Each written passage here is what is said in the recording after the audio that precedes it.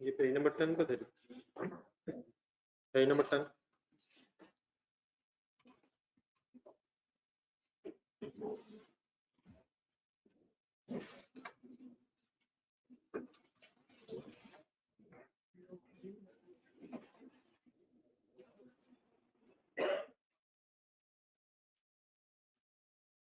ये online students सवाल आ रहे हैं,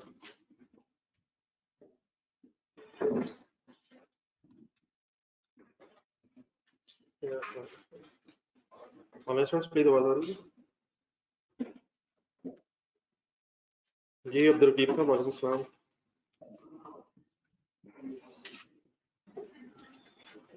चलिए सर कर लें स्टार्ट। पेज नंबर 10 पे क्या पढ़ रहे थे?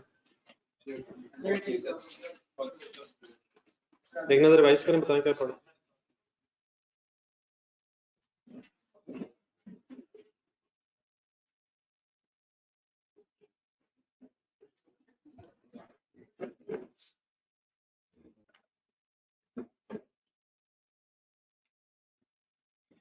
डिस्काउंटिंग का फॉर्मूला क्या है?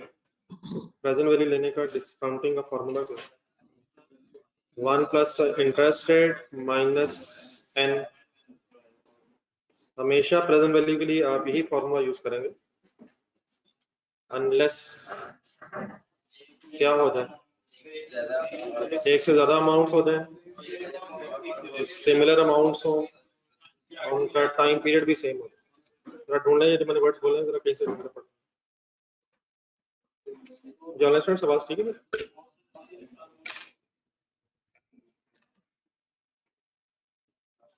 आवाज काइंडली बताइएगा, आवाज ठीक है जी? अब्दुल रकीब साहब री ज्वाइन करके जरा देखें काइंडली, आवाज ठीक लग रही है वैसे। बाय डिफॉल्ट आपने डिस्काउंटिंग का फॉर्मूला ज़हन में रखना है 1 प्लस आई माइनस एन, लेकिन अगर एक से ज्यादा अमाउंट्स इन्वॉल्व हैं, सिमिलर अमाउंट्स हैं, टाइम पीरियड भी सेम है, तो रादर देन क्या आप डिस्काउंटिंग का फॉर्मूला लगाएं।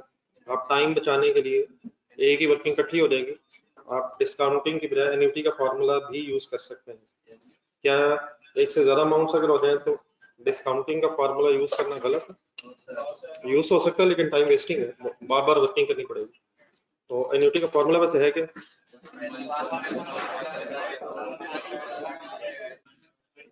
एक एग्जांपल और करें, पेज नंबर 11 पे।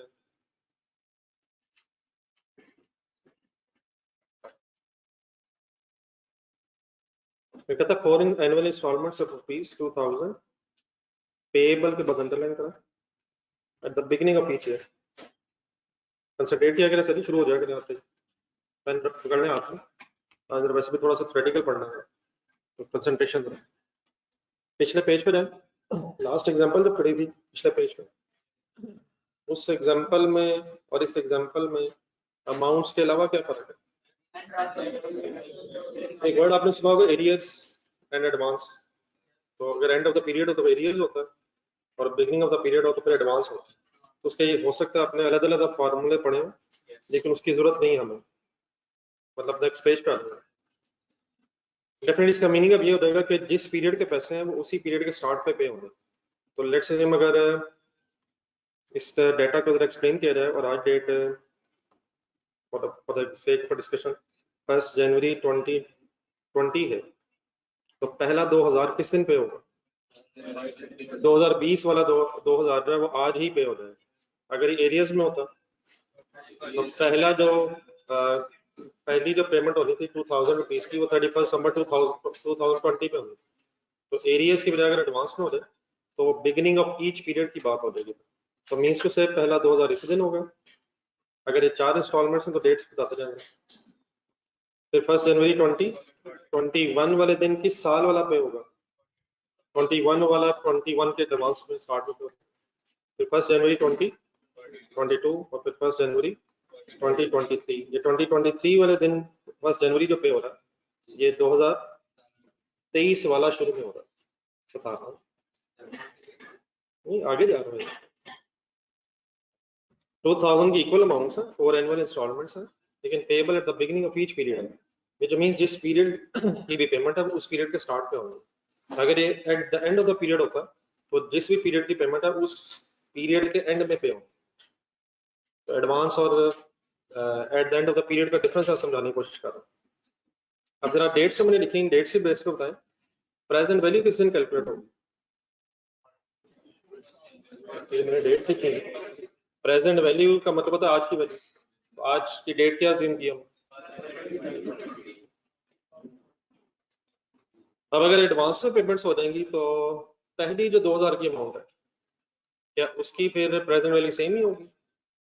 ये तो फिर आज ही हो जाएगा, तो सर जी आज ही हो जाएगी ना यार।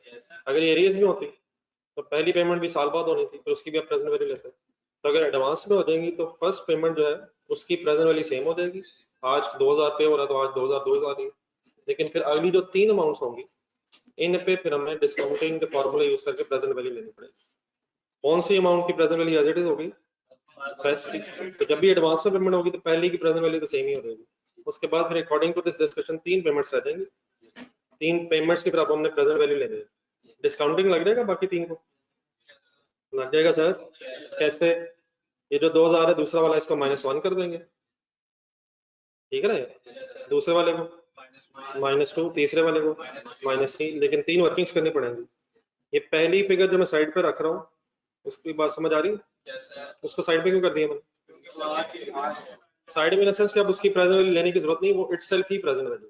तो 3 अब अमाउंट्स रह गई हैं अलग-अलग। अगर प्रेजेंट वैल्यू लेना चाहें तो -1, -2, -3 हो सकता है। लेकिन क्या इन 3 के लिए एन्युटी भी यूज हो सकता है? वो क्यों, एक से ज्यादा अमाउंट्स है, सेम है, 1 साल का गैप है।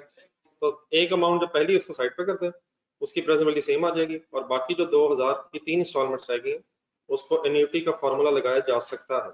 एन्युटी का फॉर्मूला लगाने का तरीका ये होता है कि आप इंस्टॉलमेंट की अमाउंट ढूंढ लें या तीनों का इकट्ठा कर लें। 6000 नहीं करना, इंस्टॉलमेंट की अमाउंट ढूंढ लें और अब एन्युटी का फॉर्मूला बोल दें। 1 प्लस रेट अगर 10% है तो 0.1 होकर सॉल्व हो जाएगा। माइनस बता दें, -3 क्यों हो गया, ये तो 4 है। नहीं 3 साल नहीं है, असल में 3 इंस्टॉलमेंट्स है।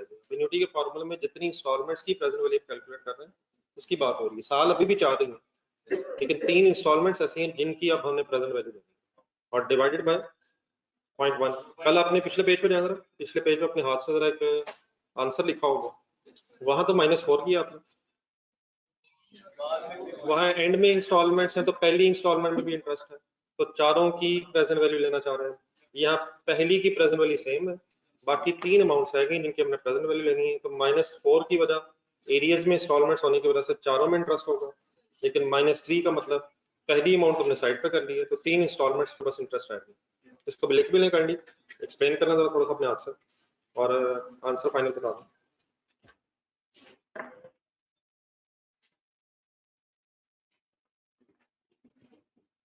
Welcome to class everybody. लेकिन प्लीज इस बात को आप मान लें कि हम क्लास में आ गए।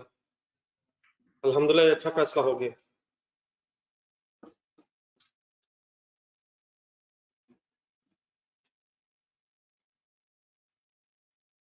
मौसम मैं तो इस खतरे में था कि कहीं किसी बंदे को उठाना चाह रहे हैं। मेरे वाले बैठ रहे कहीं, इतनी मुश्किल सीट ढूंढी है।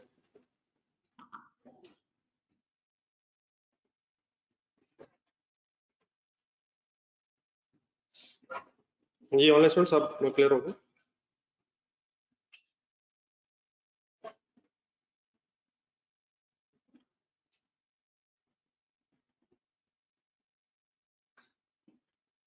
क्या पढ़ा सर कर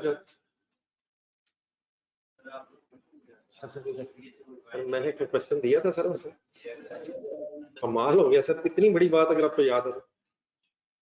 नहीं वैसे भी अच्छा अच्छा लग रहा है। नहीं उसका फिर आगे अगला स्टेप कुछ हुआ इरादा कर लिए सर, बिस्मिल्लाह पढ़ के कुछ शुरू किया सर, रजिस्टर खुला नहीं, कोशिश बहुत की, बहुत भारी हो गई सर जी। डेली बेसिस पे मोटिवेशन रिक्वायर्ड है सर। तो पहुंचा क्वेश्चन तक, एक क्वेश्चन का आता नहीं, इसका मतलब मैं एक दिन ना दिया करूं, कल ही करेंगे जब परसों बात होनी है। जी नोट करके बताइएगा जी क्या आंसर आता है।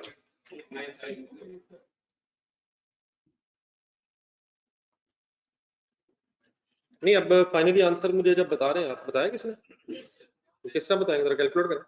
ये 2000 पहला वाला जमा करेंगे, 2000 पहले वाला प्लस करेंगे सर, वो क्यों, इस 2000 को पहले वाले 2000 को प्लस करने की वजह क्या, ये भी प्रेजेंट वैल्यू हुई है इसको, लेकिन फॉर्मूले में कंसिडर क्यों नहीं किया, क्योंकि इसकी प्रेजेंट वैल्यू वही है जो पेमेंट हुई है। तो what is the total present value, इस 2000 को मिला के ही है, अलहदा क्यों रखा है, उसके अंदर क्यों नहीं लेके गए, वर्किंग में क्यों नहीं लेके गए, क्योंकि इस 2000 की प्रेजेंट वैल्यू यही 2000 रुपीज है, ठीक है। तो finally what is the ultimately conclusion of the story, अगर इस पेज नंबर 10 और 11 यहां तक जितना पड़ा, डिस्काउंटिंग का फार्मूला यूज करेंगे सर हम 1 + i - 1, लेकिन अगर सिमिलर अमाउंट हो जाए, एक से ज्यादा टाइम गैप भी सेम हो जाए, तो एन्युटी का फार्मूला यूज कर लिया करेंगे। लेकिन अगर इंस्टॉलमेंट्स जो है एरियर्स में है, तो फिर सारी इंस्टॉलमेंट्स को कंसिडर करेंगे प्रेजेंट वैल्यू लेते हुए, और अगर इंस्टॉलमेंट्स एडवांस में हो जाए तो पहली को as it is present value समझ लेंगे, और बाकी फिर जो रह जाएंगे उनकी प्रेजेंट वैल्यू लेंगे, ठीक है जी। आज अब नेक्स्ट पेज 11, जब हमने कल अब डिस्कशन स्टार्ट किया कल परसों से इम्पेयरमेंट, आज वो जरा अपने हाईएस्ट लेवल पर जरा जानिए, पेन हाथ में रख लीजिएगा, जरा थ्योरेटिकली थोड़ा सा पढ़ना। इंग्लिश का टेस्ट है हमारा, कोशिश करेंगे इस टेस्ट में हमेशा कितना कामयाब हो जाए।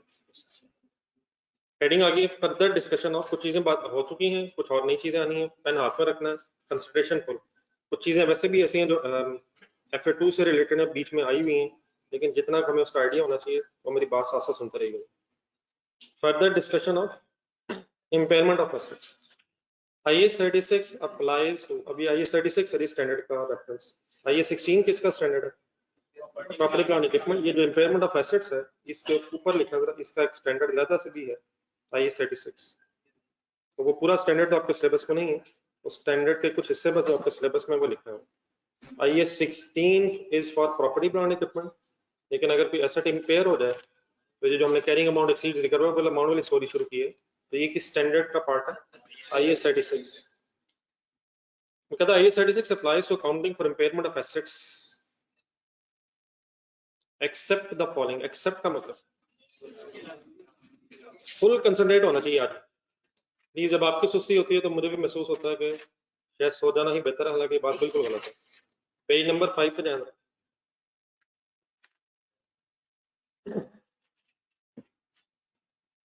पेज नंबर 5 पे जो इम्पेयरमेंट ऑफ एसेट्स की हेडिंग आई थी, तो उसके नीचे फर्स्ट बुलेट, फर्स्ट जो पॉइंट था उस लाइन के नीचे, वो जरा पढ़े।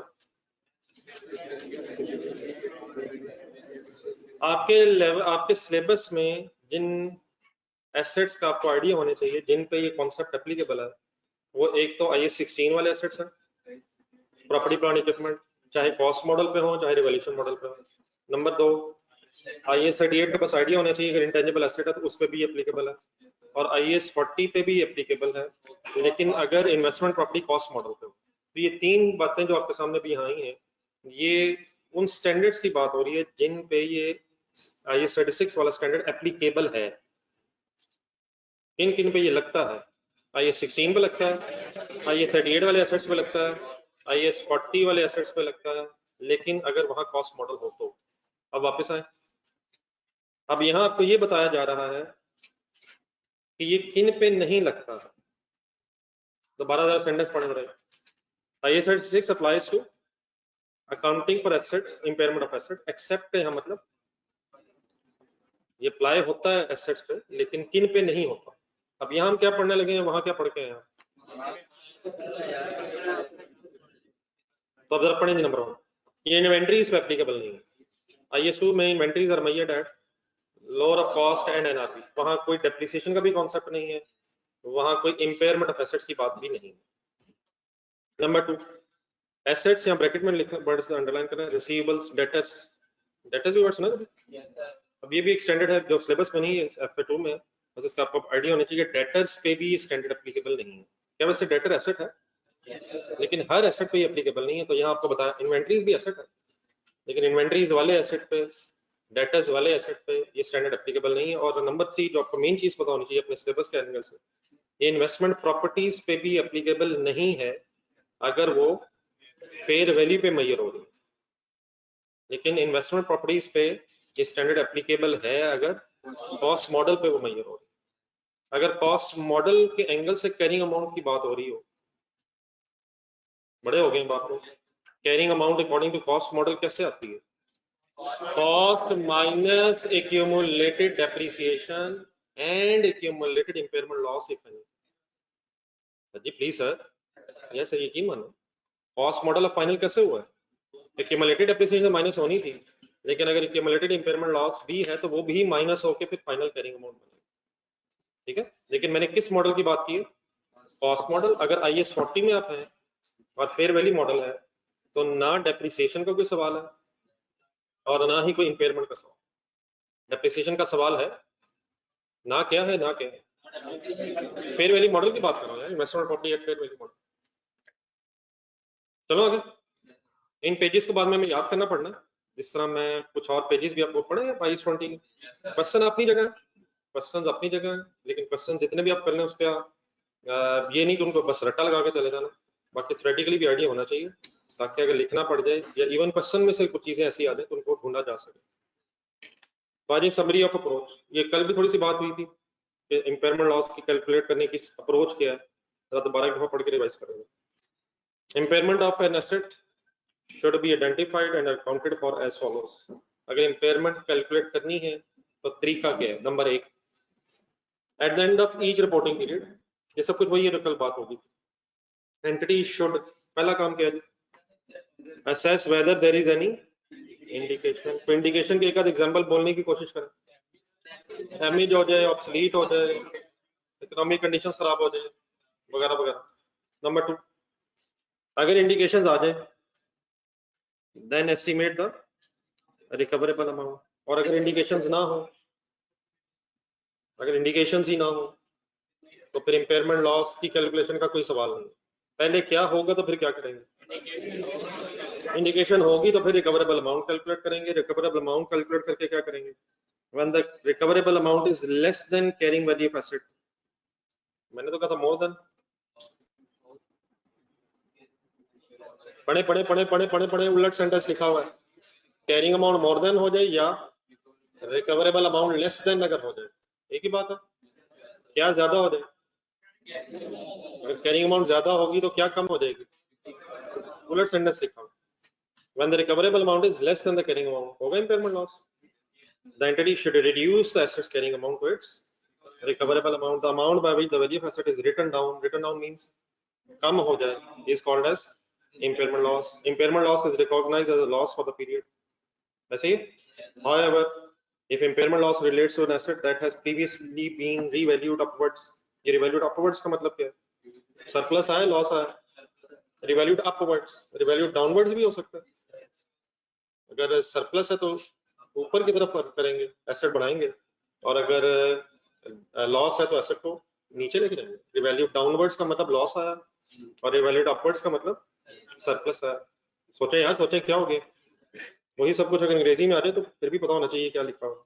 However, if an impairment relate to an asset that has previously been revalued upwards, surplus to loss, it is first offset। offset का मतलब net off against what? remaining surplus for that asset। और अगर loss ज्यादा हो जाए तो फिर remaining जो लॉस बचेगा वो प्रॉफिट एंड लॉस में जाएगा। हमारे कल वाले क्वेश्चन में जो क्लास 1 कर रहे थे, लॉस ज्यादा था, देख के बताएं रजिस्टर में,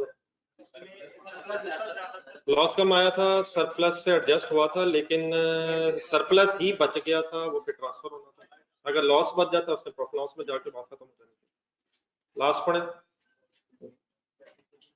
ढूंढ लिया करें नजर आ जाए। जब रिवैल्यूएशन, जब सॉरी इम्पेयरमेंट लॉस रिकॉर्ड हो जाता है तो उसके बाद फिर डेप्रिसिएशन चार्ज होती है। कैसे चार्ज होती है? मेरी तरफ देख के बताएं। रिवाइज कैरिंग अमाउंट जब बन जाएगी after impairment loss, it is then depreciated over remaining useful life. तो उसी को जरा पढ़ें, इंग्लिश में वही लिखा हुआ, depreciation charges for the impaired asset in future periods should be adjusted to allocate the assets revised carrying amount minus any residual value भी होगी। अगर रेजिडुअल वैल्यू भी है तो minus any residual value over its remaining useful life. Revised carrying amount, allocate the revised carrying amount minus any residual value over the assets remaining useful life। and revised if necessary का मतलब कल वाले question की बात हो रही है, पिछले पेज पे जाना क्वेश्चन नंबर 4 होगा। क्या ये भी हो सकता है इम्पेयरमेंट के बाद एसेट की रिमेनिंग लाइफ डिफरेंट हो जाए? सेकंड पैराग्राफ 3 साल हो गए थे रह गई, हालांकि आपने काउंट करके मुझे बताई थी कि रहती 5 साल। तो हो सकता है इम्पेयरमेंट के बाद, क्योंकि इम्पेयरमेंट का मतलब एसेट की वैल्यू कम हो गई, हो सकता है लग रहा हो कि अब फ्यूचर में उतना अर्सा यूज नहीं हो सकेगा जितना हमें एक्सपेक्टेड था। इन दैट केस फिर आपको लाइफ री एस्टिमेट भी करनी पड़ सकती है। और अगर लाइफ री एस्टिमेट हो जाए तो फिर डेफिनेटली रिमेनिंग लाइफ आप वही लेंगे जो आपको गिवन है, जिस तरह कल 3 इयर्स की बात हुई। ठीक है, एनी कंफ्यूजन? हम ये सारे पॉइंट्स को जरा शॉर्ट वर्ड्स में अगर एक एक सेंटेंस को देखा जाए। Number 1, assess indications. Number 2, if indications then calculate recoverable amount. Number 3, if carrying amount is more than recoverable amount then there is impairment loss. Number 4, it is recognized as a loss and profit and loss.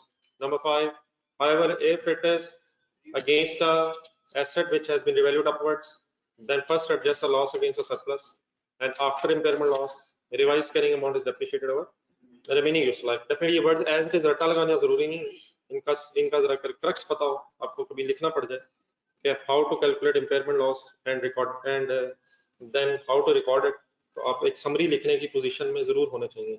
वैसे ये सारे points तकरीबन वही हैं जो हमने पहले भी शॉर्ट वर्ड्स में पहले भी पढ़े। कौन से पेज पे पढ़े? पेज नंबर 7 पे देखेंगे, वही जो 3-4 एरोज बने हुए थे। तो जब कभी गुजरे तो पेज नंबर 7 पे भी उन एरोज को देखें, और जब पेज नंबर 11 पे हैं तो वहां फिर देखें, ताकि दोनों तरफ देख के कुछ ना कुछ ज़हन में रह जाए। मेरी तरफ जरा देख के अपने वर्ड्स में बोलेंगे, जरा पॉइंट्स 5-6 बनाएंगे जल्दी जल्दी जल्दी।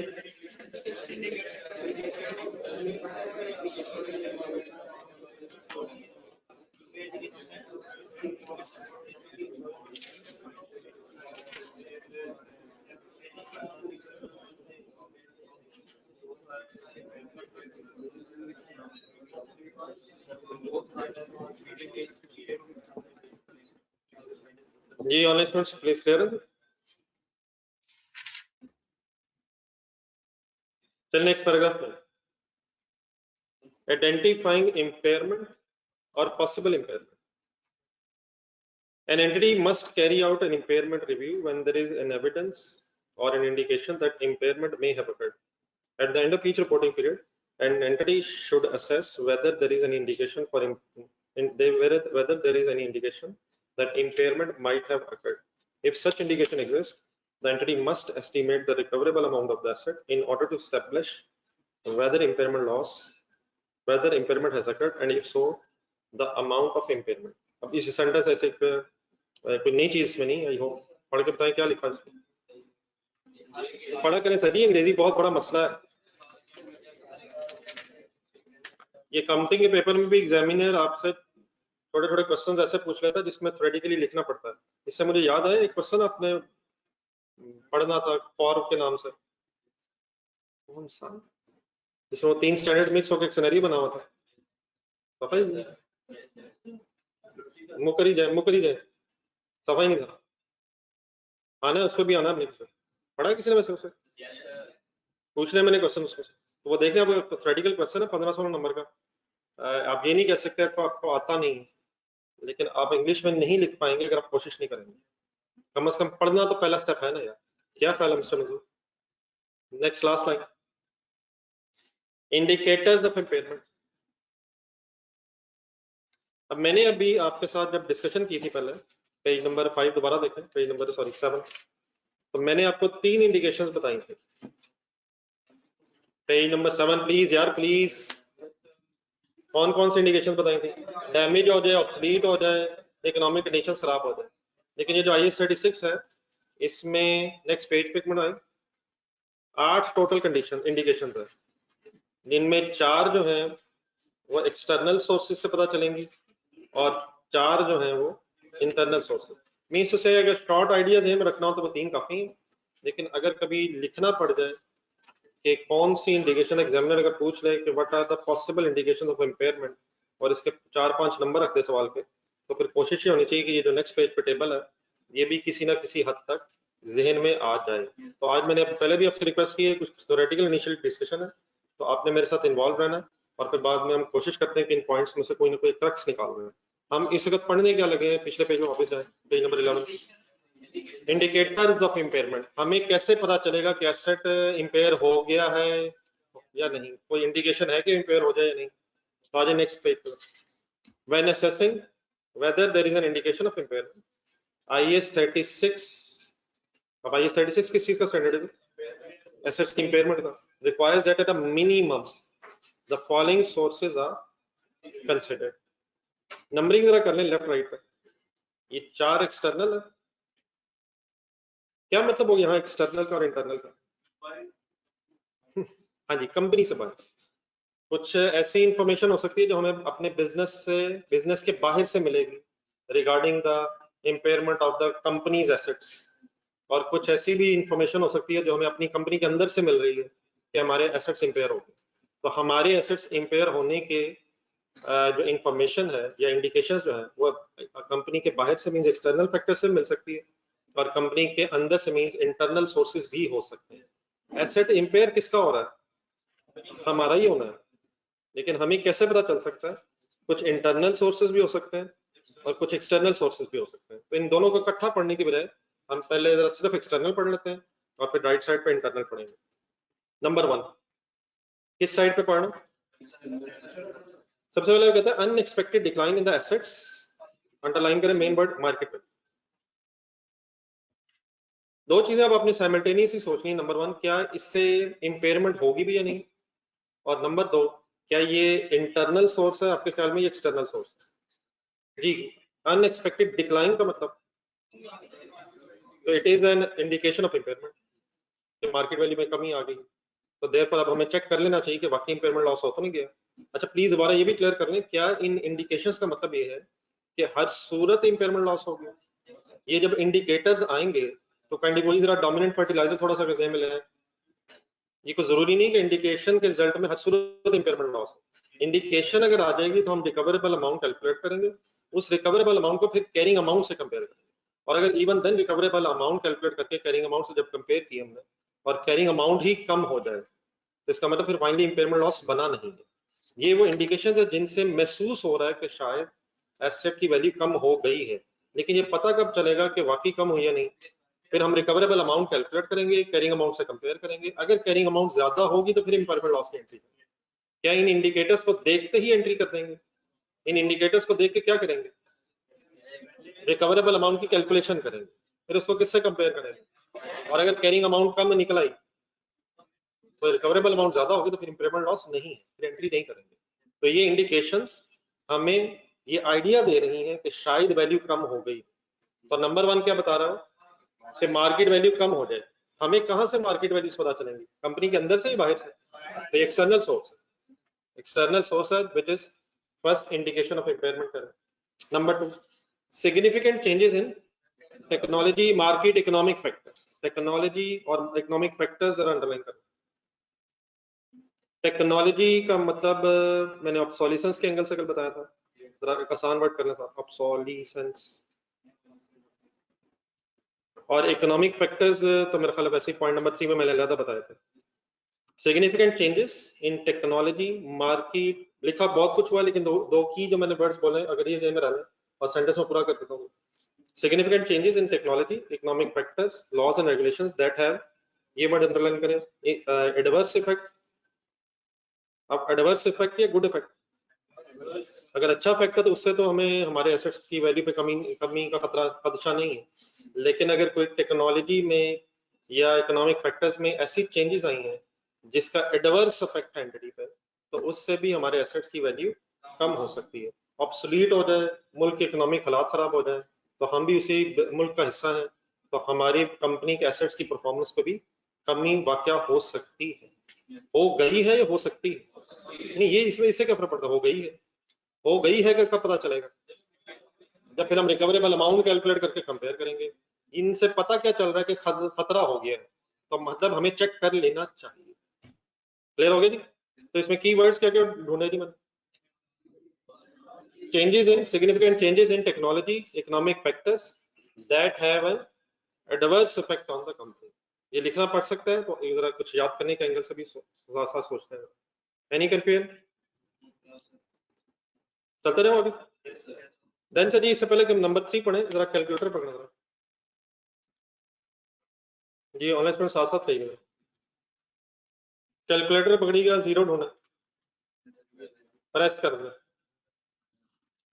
1 लाख रुपए की प्रेजेंट वैल्यू लें. एक मिनट ठहरे. 1 लाख रुपए की प्रेजेंट वैल्यू लें -1 करके, और सपोज 8% रेट. 1 लाख की प्रेजेंट वैल्यू लें, -1 करें और 8% रेट को कैसे लिखा है? क्या आंसर आया उस्मान साहब? क्या आंसर आया? कमाल हो गया यार. मोहल्ले में कोई एक बोल देगा, मैं क्यों बोलूं? क्या आंसर आया है? 92593. कैसे वर्किंग की आप लोगों ने? 1 लाख लिया है, 1 + 0.08 किया है, -1 किया है. एन्यूटी क्यों नहीं लगाया? बोलते जाइएगा. एक ही अमाउंट है, एन्यूटी की बहस ही नहीं हो रही. अच्छा, सेम वर्किंग जरा रिपीट करें. कोड पे एक मिनट देखें. अमाउंट सेम है, लेकिन रेट सपोज 0.09 कर दिया मैंने, 1% बढ़ा दिया, -1.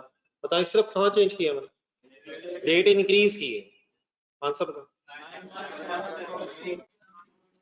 91743. अब कंपैरिजन करें, मैंने क्या बढ़ाया तो क्या हुआ? अमाउंट सेम है, -1 सेम है. रेट ऑफ इंटरेस्ट इंक्रीज करने से प्रेजेंट वैल्यू कम हो गई. अब डिवैल्यूएशन तो नहीं है, वैल्यू इन यूज की वर्किंग सेम बना है. वैल्यू इन यूज की वर्किंग कभी सुनी आपने? सर जी प्लीज यार, फ्यूचर के ईयर्स में वर्किंग, फिर -1 -2 3 वगैरह करके हम उसकी फिगर्स कैलकुलेट करके सम करते हैं. अब वैल्यू यूज की कैलकुलेशन में लेट्स अज्यूम अगर 8% रेट यूज हो, तो प्रेजेंट वैल्यू कंपैरेटिवली हायर आएगी रादर देन कि अगर इंटरेस्ट रेट 9% या 10% हो जाए. तो अब इसको, मेरी बात को जरा ध्यान में रखें. हुआ कि क्या बढ़ा है, क्या हुआ? अदर पढ़े पॉइंट नंबर 3. तो कहता है इंक्रीज इन इंटरेस्ट रेट्स. अगर मार्केट इंटरेस्ट रेट्स बढ़ रहे हैं तो उससे हमें क्या फर्क पड़ता है? उससे हमारे एसेट की जो वैल्यू यूज है, क्या वो बढ़ जाएगी या कम हो जाएगी? क्यों कम हो जाएगी? इंटरेस्ट रेट के बढ़ने से प्रेजेंट वैल्यूज कम हो जाती है. तो हो सकता है इंटरेस्ट रेट्स इतने बढ़ गए हो कि हमारी जो वैल्यू यूज पे अल्टीमेट इफेक्ट है, उससे वैल्यू यूज इतनी कम हो जाए कि कैरिंग अमाउंट ज्यादा हो जाए. अब इंटरेस्ट रेट ने किस फैक्टर को मुतासिर करना है? Carrying amount is compared against recoverable amount. And what is recoverable amount? It is higher of value use and fair less position. Value use में आपको इंटरेस्ट रेट की जरूरत पड़ती है. अगर मार्केट्स में इंटरेस्ट रेट बढ़ रहे हो तो उनसे वैल्यू यूज की कैलकुलेशन पे क्या इफेक्ट होगा? वो कम हो जाएगी. और हो सकता है वो इतनी कम हो जाए कि अल्टीमेटली कैरिंग अमाउंट्स बढ़ जाए, जिससे इंपेयरमेंट लॉस शायद बन जाए. तो अगर मार्केट में इंटरेस्ट रेट्स बढ़ रहे होंगे तो हमारी वैल्यू यूज ने बढ़ना या कम होना? कम क्यों होना? कम क्यों होना है? इंटरेस्ट रेट बढ़ेंगे, प्रेजेंट वैल्यूज कम हो जाएंगी, और प्रेजेंट वैल्यूज कम होने से इसका मतलब हमारे एसेट से जो हमें फायदा एक्सपेक्टेड है. वैल्यू यूज क्या होती है? वैल्यू यूज करने का फायदा. रेट्स बढ़ने से यूज करने का फायदा बढ़ जाएगा या कम हो जाएगा? और कम होने का मतलब हमारा एसेट शायद अल्टीमेटली वाकई इंपेयर हो गया है या हो गया हो. इट इज एन इंडिकेशन कि शायद हो गया, और देयरफॉर हमें वर्किंग करके चेक करना चाहिए. ये इंक्रीज इंटरेस्ट रेट सीखा हो या डिक्रीज इन इंटरेस्ट रेट सीखा? डिक्रीज इन इंटरेस्ट रेट भी क्या इंडिकेशन ऑफ इंपेयरमेंट? अगर इंटरेस्ट रेट डिक्रीज हो रहे हैं उससे क्या फर्क पड़ेगा? उससे तो वैल्यू यूज बढ़ती जाएगी, तो वो इंडिकेशन नहीं है. Increase in interest rates in the market are an indication के हो सकता है हमारा एसेट इंपेयर हो गया हो. एक आखिरी चीज मेरी तरफ जरा, क्या ये कोई इंटरनल फैक्टर है, एक्सटर्नल फैक्टर है? ये मार्केट इंटरेस्ट रेट्स कंपनी से बाहर होते हैं. गवर्नमेंट से इंटरेस्ट रेट इंक्रीज या state bank interest rate increase decrease करता रहता है. इंटरेस्ट रेट डिक्रीज होना इज नॉट एन इंडिकेशन.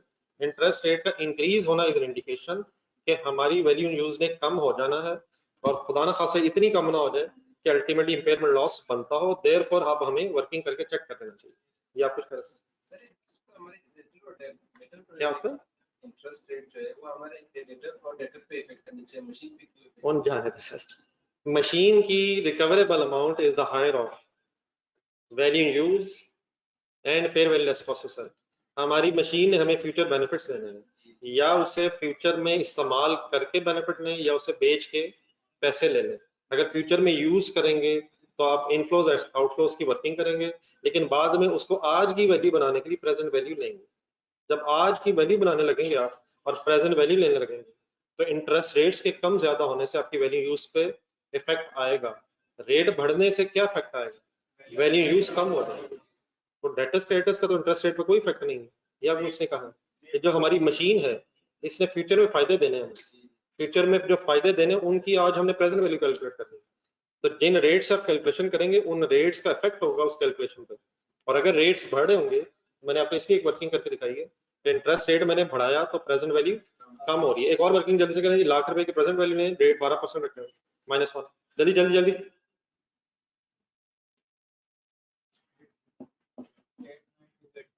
क्या हो रहा है, क्या हो रहा है? मैंने रेट बढ़ाया कम किया? मैंने और बढ़ा दिया, प्रेजेंट वैल्यू पे क्या फर्क पड़ा? और जितना ये इंटरेस्ट रेट बढ़ता जाएगा हमारी प्रेजेंट वैल्यूज और वैल्यू यूज की वर्किंग कम होती जाएगी। ठीक है जी, यहाँ तक जो हमने पॉइंट्स पढ़े जल्दी से रिपीट कर दें जरा 1 2 3 करके।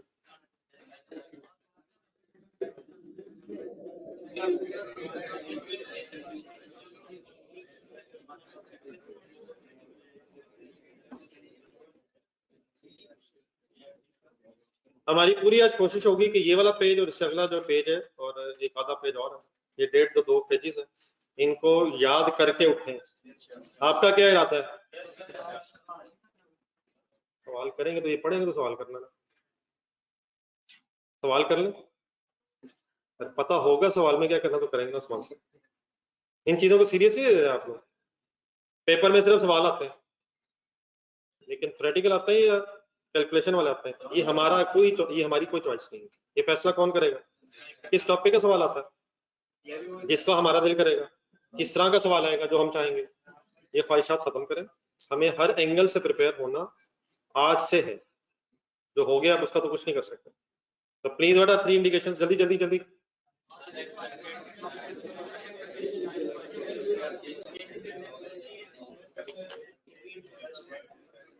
जितना मुझे बोर करेंगे उतना ही मैं तंग ज्यादा करूंगा। मेरा पूरा प्लान है कि आधे को घंटे में ये पेजेस खत्म हो जाए और हम सवाल कर लें, लेकिन अगर आपने मुझे बोर किया और मेरे सवालों का जवाब ना दिया तो मैं इस बात को पेंडिंग भी कर सकता हूँ। Number 4, the companies net assets, underline करें वर्ड्स। फिर हमारी अंग्रेजी का टेस्ट मुसलसल आना हर जुमले में। नेट एसेट्स का वर्ड शायद आपने मेरे से पहले नहीं सुना। वर्किंग कैपिटल का फॉर्मूला किसी के जिम्मे है? वर्किंग कैपिटल यार, यस सर जवाब नहीं था, इसका फॉर्मूला बता दें। करंट एसेट्स में से अगर करंट लायबिलिटीज माइनस करें तो वर्किंग कैपिटल आता है, वर्किंग कैपिटल का आंसर आता है। लेकिन अगर टोटल एसेट्स उठाए जाए, टोटल एसेट्स से मेरी मुराद current non current total assets में से अगर टोटल लायबिलिटीज माइनस की जाए तो अकाउंटिंग इक्वेशन ध्यान में लाए तो इज इक्वल टू कैपिटल, या जरा बड़े हो गए तो इक्विटी। लेकिन अगर टोटल एसेट्स में से टोटल लायबिलिटीज माइनस की जाए तो जो अमाउंट आती है उसे नेट एसेट्स बोलते हैं, और वो नेट एसेट्स की अमाउंट इक्विटी के बराबर होनी चाहिए। इसमें से क्या माइनस करें तो क्या आता है? उस आंसर को कहेंगे net assets. Total assets minus total liabilities, answer is called as net assets, और net assets should be equal to the equity. तो सबसे पहले तो यहाँ एक फॉर्मूला अपना लिखना। ये आप मुझे जरा बात पूरी करने दीजिएगा, इसमें थोड़ी सी मुझे एक्सप्लेन करना, ये शायद पेज के ऊपर बेहतर रहेगा, मैं बात अपनी जरा पूरी कर दूं। सबसे पहले what is the meaning net assets? Statement of financial position ध्यान में लाना। टोटल एसेट्स मैंने उठाए और टोटल लायबिलिटीज माइनस कर दी, जो आंसर आया उसका नाम नेट एसेट्स है, और वो नेट एसेट्स की अमाउंट इक्विटी के बराबर हो। ठीक है, तो कंपनीज नेट एसेट्स, कंपनी के net assets have a higher carrying value than the company's market capitalisation. Word underline करें। दो चीजें आ गई यहां। नेट एसेट्स का मतलब होता है total assets minus total liabilities.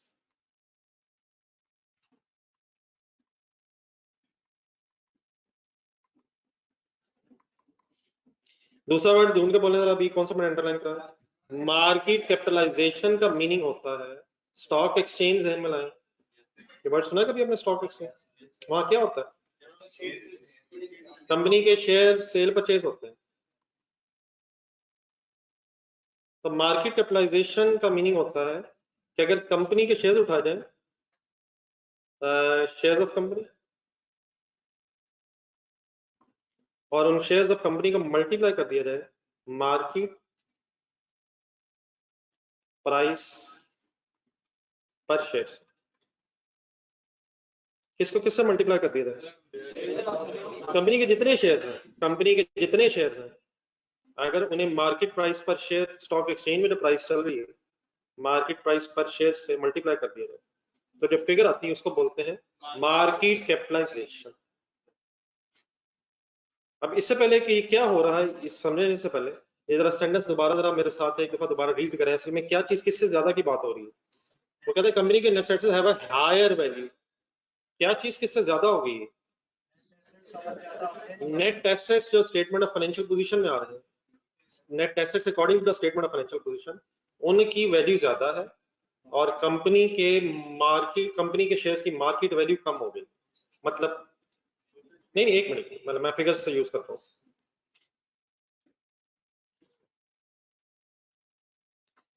Net assets की कैलकुलेशन कर रहा हूँ मैं। सपोज कंपनी के 100 मिलियन के टोटल एसेट्स हैं और सपोज 70 मिलियन की टोटल लायबिलिटीज है। स्टेटमेंट ऑफ फाइनेंशियल पोजीशन के मुताबिक हमारी कंपनी के नेट एसेट्स 30 मिलियन।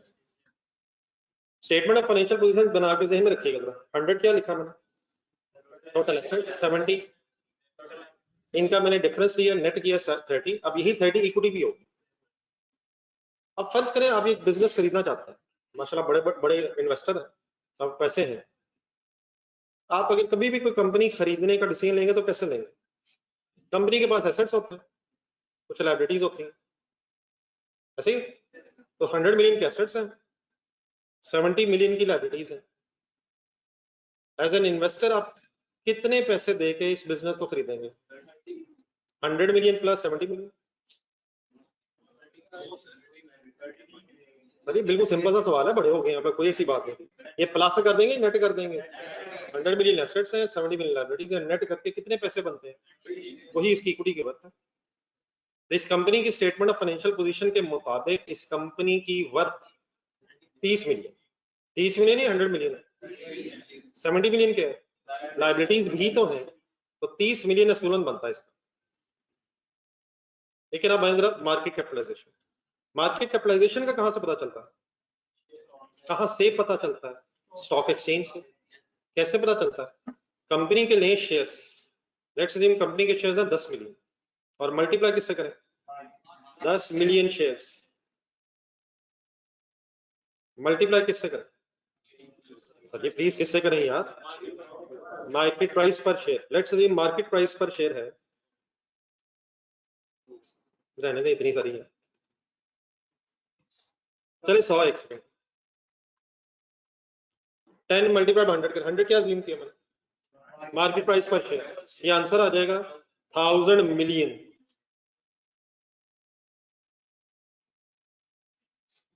ठीक है sir. What is carrying amount of net assets? 30 million. What is market capitalisation? कैसा लग रहा है? बहुत बुरा लग रहा है, कंपनी के एसेट्स की वैल्यू कम हो गई। नहीं बुरा लग रहा, अच्छा लग रहा है, अच्छा लग रहा है। तो ये आपको इसलिए अच्छा लग रहा है कि ये कोई इंडिकेशन ऑफ इंपेयरमेंट नहीं है। इंडिकेशन ऑफ इंपेयरमेंट कब होती है, जरा पढ़ के देखें। जब क्या हायर हो जाए, अगर ये हो जाए तो और क्या चाहिए? हमारी इस कंपनी की स्टेटमेंट ऑफ फाइनेंशियल पोजीशन के मुताबिक हमारी कंपनी की वर्थ 30 मिलियन है, लेकिन लोग इस कंपनी की वर्थ कितनी लगा रहे हैं? 100,000 मिलियन। तो ये कोई वरिंग साइन नहीं, ये अल्हम्दुलिल्लाह वाली सिचुएशन है। प्रॉब्लम कब है? वर्ड्स वर्ड्स वर्ड्स वर्ड्स, क्या किससे ज्यादा हो जाए? सपोज ये रह गई है 2 रुपए पर शेयर वैल्यू है। What is 20? What is 20? हमारी स्टेटमेंट ऑफ फाइनेंशियल पोजीशन हमारी कंपनी की वर्थ क्या बता रही है? 30 मिलियन। मार्केट हमारी कंपनी की वर्थ क्या बता रही है? इस कंपनी के सारे शेयर्स अगर बेच दिए जाए तो टोटल कितना मिलना है? 20 मिलियन। हमारी कंपनी की बैलेंस शीट अगर देखी जाए तो वहां से क्या लग रहा है? तो क्या हमारी कंपनी की स्टेटमेंट ऑफ फाइनेंशियल पोजीशन में हमारे नेट एसेट्स ओवरस्टेट तो नहीं हो गए? ओवरस्टेटेड है, अंडरस्टेटेड है? तो हमें अब चेक कर लेना चाहिए, हो सकता है हमारे एसेट्स की वर्थ वो ना हो जो हमें अपनी स्टेटमेंट ऑफ फाइनेंशियल पोजीशन में लग रही है। इंपेयरमेंट की इंडिकेशन कौन सी चीज ज्यादा होने से है? कैरिंग वैल्यू ज्यादा होने की वजह से या कैरिंग वैल्यू कम होने की वजह से?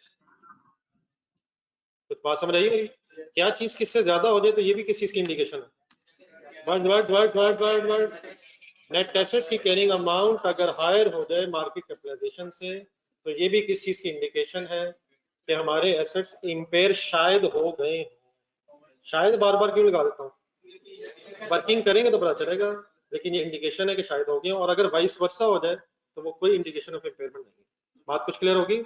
अब इसको जरा नोट करें, मेरे ख्याल पेज के ऊपर जगह बन जाएगी। हाँ, मैंने कोशिश की है। नहीं सर, अगर प्राइवेट कंपनी है तो उसके भी फिर तरीके होते हैं, लेकिन वो डेफिनेटली फिर मार्केट स्टॉक एक्सचेंज से नहीं, फिर उसकी वैल्यू निकालने के और तरीके हैं। तो निकल आती है लेकिन स्टॉक एक्सचेंज से पता नहीं चलेगी। जी ताहा, ये मेरा ख्याल अभी आप सही जगह नहीं पहुंच सकेंगे। बाकी बहस जो है फिर FA2 में मेरा ख्याल ज्यादा बेहतर है। जब कभी आप FA2 पढ़ेंगे तो वहां मेरे ख्याल फिर ये बात आपको पता चलेगी गुडविल वगैरह क्या होती है।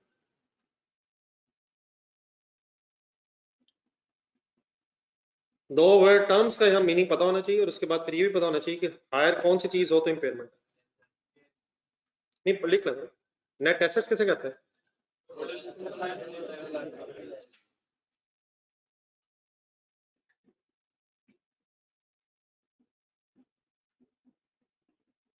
ये ऑनलाइन स्टूडेंट्स आपने कुछ हजम की बात?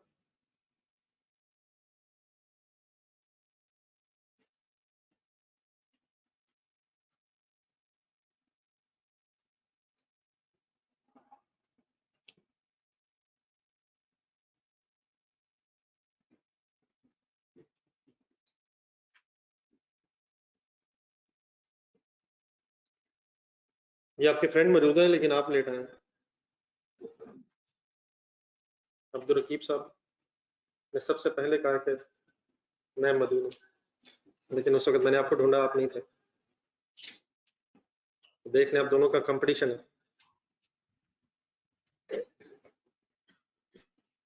ऐसे कंपटीशंस की तरफ नहीं जाते हैं। पढ़ाई के कंपटीशन हमें पसंद नहीं है।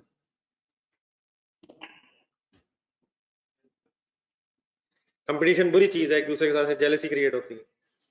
पढ़ाई के मामले में दरअसल कोई नहीं, कोई कर रहा हो उसको देखना भी नहीं चाहिए, कोई जवाब दे रहा हो, कोई सवाल कर रहा हो, पूछना भी नहीं चाहिए। ये अगर मार्केट कैपिटलाइजेशन बेटा ज्यादा है तो वो फिर डेफिनेटली कोई इंडिकेशन ऑफ इम्पेयरमेंट नहीं है, वो तो अच्छी बात है। लेकिन अगर क्या हो जाए तो फिर इंडिकेशन ऑफ इम्पेयरमेंट। बोला करें, पूरा बोला करें, कमाल होगी। कंपनी के नेट एसेट्स की कैरिंग वैल्यू हायर हो गई है मार्केट कैपिटलाइजेशन से, व्हिच मींस ब्रैकेट पढ़े फाइनली जरा नीचे जाकर ये नोट कर लिया।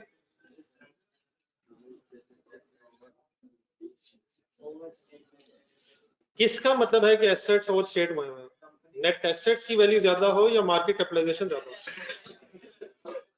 ये चार हो गए सर, शॉर्ट वर्ड सुना जरा, चारों के short words. Number 1, unexpected decline in market value.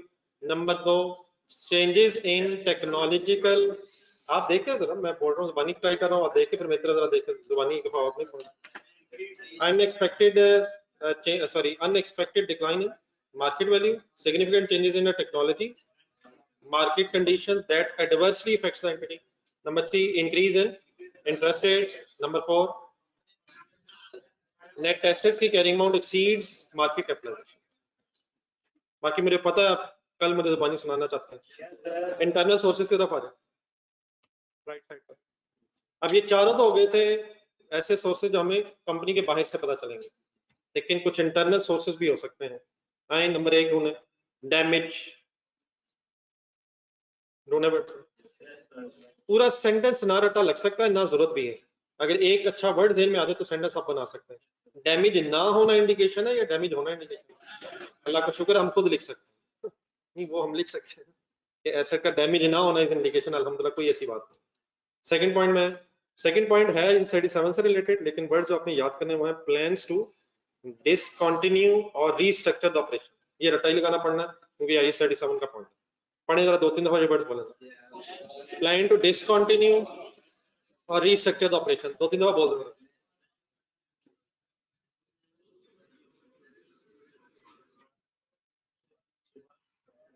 Number 3, a reduction in the assets expected क्या, reduction in the assets remaining expected remaining useful life। Full concentrate करना, ये समझाना आपने। मैं आपको बता देता हूँ, थोड़ा सा आइडिया दे देता हूँ, बाकी वर्ड्स की ट्रांसलेशन करें। वर्ड्स तो सिंपल है, वर्ड्स सिंपल। वैल्यू यूज की वर्किंग सेम में, वैल्यू यूज फ्यूचर के ईयर्स की वर्किंग होती है। लेट्स से एक एसेट है जिसकी रिमेनिंग लाइफ 10 ईयर्स है, 10 कॉलम बनेंगे, और एक दूसरा एसेट है जिसकी रिमेनिंग लाइफ 3 साल है। ठंडे दिल से सोच के बताएं, जहन में सोचा किसकी वैल्यू यूज कंपैरेटिवली ज्यादा आएगी। 10 वाली फिगर्स प्लस होंगी तो फिगर ज्यादा आएगी, 3 वाली होंगी तो कम होगी। तो अगर आपके एसेट की अब रिमेनिंग लाइफ कम होना शुरू हो गई है तो क्या अल्टीमेटली वैल्यू यूज फिर कम आएगी, और वैल्यू यूज कम होना वंस अगेन इंडिकेशन देगा कि आपका एसेट इंपेयर हो गया। Increase in life is an indication या डिक्रीज इन रिमेनिंग लाइफ। अगर ये लग रहा हो कि अल्हम्दुलिल्लाह एसेट की रिमेनिंग लाइफ बढ़ रही है तो वो इंडिकेशन नहीं है, लेकिन अगर लग रहा है कि एसेट की रिमेनिंग लाइफ में कमी आ गई है तो इससे इफेक्ट क्या होगा, वैल्यू यूज की फिगर इफेक्ट होगी और वो कम होगी, जिससे फाइनली फिर एसेट इंपेयर हो सकता है कि हो गया, हो सकता है कि हो गया, हो सकता है कि हो गया। किसके होने से क्या हो सकता है, ट्राई ट्राई सरी ट्राई, रिमेनिंग यूजफुल लाइफ के रिड्यूस होने से वैल्यू यूज इफेक्ट हो जाएगी, जिससे हो सकता है हमारा एसेट अल्टीमेटली इंपेयर हो ना गया हो, जो चेक कर लेना चाहिए। Last one, there is an evidence that entity is performance. Entity किसे कहते हैं, बिजनेस कंपनी की expected performance is worse than expected. इससे क्या फर्क पड़ता है, ये भी वैल्यू यूज को इफेक्ट करेगी, वैल्यू यूज को इफेक्ट करेगी। हमने चीजें बेचनी है, अगर हमारी फ्यूचर परफॉर्मेंस खराब हो रही है तो हम कम चीजें बेच सकेंगे, कम इनफ्लोज होंगे, कम प्रॉफिट्स होंगे, कम वैल्यू यूजेस होंगे। ठीक है, तो किसकी performance is worse than expected, entities, entity यार किससे एक्सपेक्टेड, एंटिटी की क्या चीज किससे कम, एक्सपेक्टेड परफॉर्मेंस नहीं, ये समझ आ रही है, एंटिटी की एक्सपेक्टेड परफॉर्मेंस किससे बुरी हो गई है, जो हम एक्सपेक्ट करे थे उससे खराब होती रही जा रही, तो इससे फिर हमारी value use one second effect होगी, हमें वर्किंग करनी चाहिए। क्लियर हो गया, तो 4 बोले ये पॉइंट्स मेन। पहले में क्या है, बस मेन वर्ड्स ऐसे डैमेज हो गया, प्लान टू डिसकंटिन्यू और रिस्ट्रक्चर हो गया, रिडक्शन इन लाइफ हो गई है, और एसेट्स एक्सपेक्टेड परफॉर्मेंस खराब हो गई, एंटिटीज एक्सपेक्टेड परफॉर्मेंस खराब हो गई। नेक्स्ट पेज, नेक्स्ट लाइन पर, internal indicators for impairment are generally referred to as two items under underline, while external indicators are outside the control of management। Agree करेंगे आप, agree करेंगे sir. Damage से बचाना शायद हमारे कंट्रोल में होना चाहिए, लेकिन इंटरेस्ट रेट का बढ़ना वो शायद हम कंट्रोल नहीं कर सकेंगे, ऑब्सोलीट हो जाना, नई मॉडल्स आना वो हमारे बिजनेस के कंट्रोल में नहीं है, मार्केट वैल्यूज कंपनी की बदलना शायद उस तरह से कंट्रोल में नहीं होती। तो इंटरनल फैक्टर्स को क्या कंसीडर किया जाता है कि हम मैनेजमेंट के कंट्रोल में हैं, और अगर कोई एक्सटर्नल फैक्टर है तो वो outside the control of management consider होगा। If there is an indication that an asset is impaired then it is tested for impairment. इसका क्या मतलब होता है, tested for impairment, next line नहीं, एक minute, next line, this involves calculating the recoverable amount of the item in question and comparing it to the carrying amount. वही words मेरे ख्याल रिपीट हुए हैं। अगर इंडिकेशन होगी तो आप उसे टेस्ट करें, कैसे टेस्ट करें, रिकवरेबल अमाउंट कैलकुलेट करके कैरिंग अमाउंट से कंपेयर करें, और क्या इस नतीजे में, इस कंपैरिजन में हमेशा लॉस होगा, फिर भी हो सकता है, फिर फाइनली पता चलेगा कि लॉस बनता है नहीं। वो कब होगा, जब कैरिंग अमाउंट ज्यादा। आई होप कि मैं आपको बोर कर रहा हूँ, कोशिश तो मैं कर रहा हूँ सर। आपसे ज्यादा अगर मैं कहूँ कि मैं बोर हो रहा हूँ तो उसकी वजह क्या है कि मैं शायद पता नहीं कितनी भी दफा पढ़ रहा हूँ, लेकिन इंशाल्लाह मैं पूरी कोशिश करूंगा कि आपको महसूस ना हो कि मैं बोर हो रहा हूँ, और सेम मैं ख्वाहिश रखूंगा आपकी तरफ से भी। हो सकता है कि हम अंग्रेजी पढ़ते पढ़ते बोरियत महसूस कर रहे हो, लेकिन मैंने भी आपको शो नहीं करना और आपने भी बिल्कुल कोशिश नहीं करनी, क्योंकि आप तो फर्स्ट टाइम पढ़ रहे हैं। हो सकता है कोई इंटरेस्टिंग चीज और मैंने जानबूझ के कह दिया कि बोरिंग है, तो कहीं आपका वो इंटरेस्टिंग चीज मिस ना हो जाए, तो ये ज़हन में रखना, कहीं आपका वो मजा जो है खराब ना हो जाए। देन आगे measuring recoverable amount. It has been explained that recoverable amount is the higher of fair value less cost to sell and value in use. If either of these amount is higher than the carrying amount, सोचे there has been no impairment. क्या ख्याल है, कोई भी इनमें से अगर higher है किससे, तो इम्पेयरमेंट कब होगी, जब हायर करके भी कैरिंग अमाउंट से कम। अब आज हमने अलग थोड़ा सा डिस्कस करना है कि fair value less cost to sell और वैल्यू इन यूज को डिटेल में कैसे कैलकुलेट किया जाता है। तो नेक्स्ट लाइन आ गई, measuring fair value less cost to sell. Fair value is normally underline, fair value किसे कहते हैं, करंट मार्केट वैल्यू। वैसे अपने लफ्जों में बताएं, मेरी तरफ देख के, fair value less cost to sell का अभी तक आपको पता क्या है? नहीं, जो सबसे इंपॉर्टेंट इसमें वर्ड है वो ये कि आज अगर बेच दें, आज अगर आज करंट इसी वक्त बैलेंस शीट डेट पे बेच दें तो कितने पैसे मिलेंगे और बेचने पे कितना खर्चा होगा, आज ही। वैल्यू यूज क्या होती है, नहीं फ्यूचर में यूज करेंगे तो क्या मिलेगा, और फिर उसकी भी आज की वैल्यू आ तो जाती है, लेकिन वो फ्यूचर वैल्यूज की आज की वैल्यू होती है।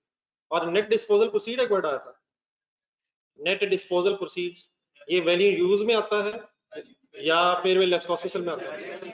उसका मीनिंग क्या होता है, इस्तेमाल करने के बाद अगर कभी बेचेंगे तो फिर कितने पैसे मिलेंगे। लेकिन फेयर वैल्यू लेस कॉस्ट का मतलब अगर आज ही बेच देंगे तो कितने मिलेंगे, तो आज ही बेच देंगे, किस पे बेचेंगे, current market value.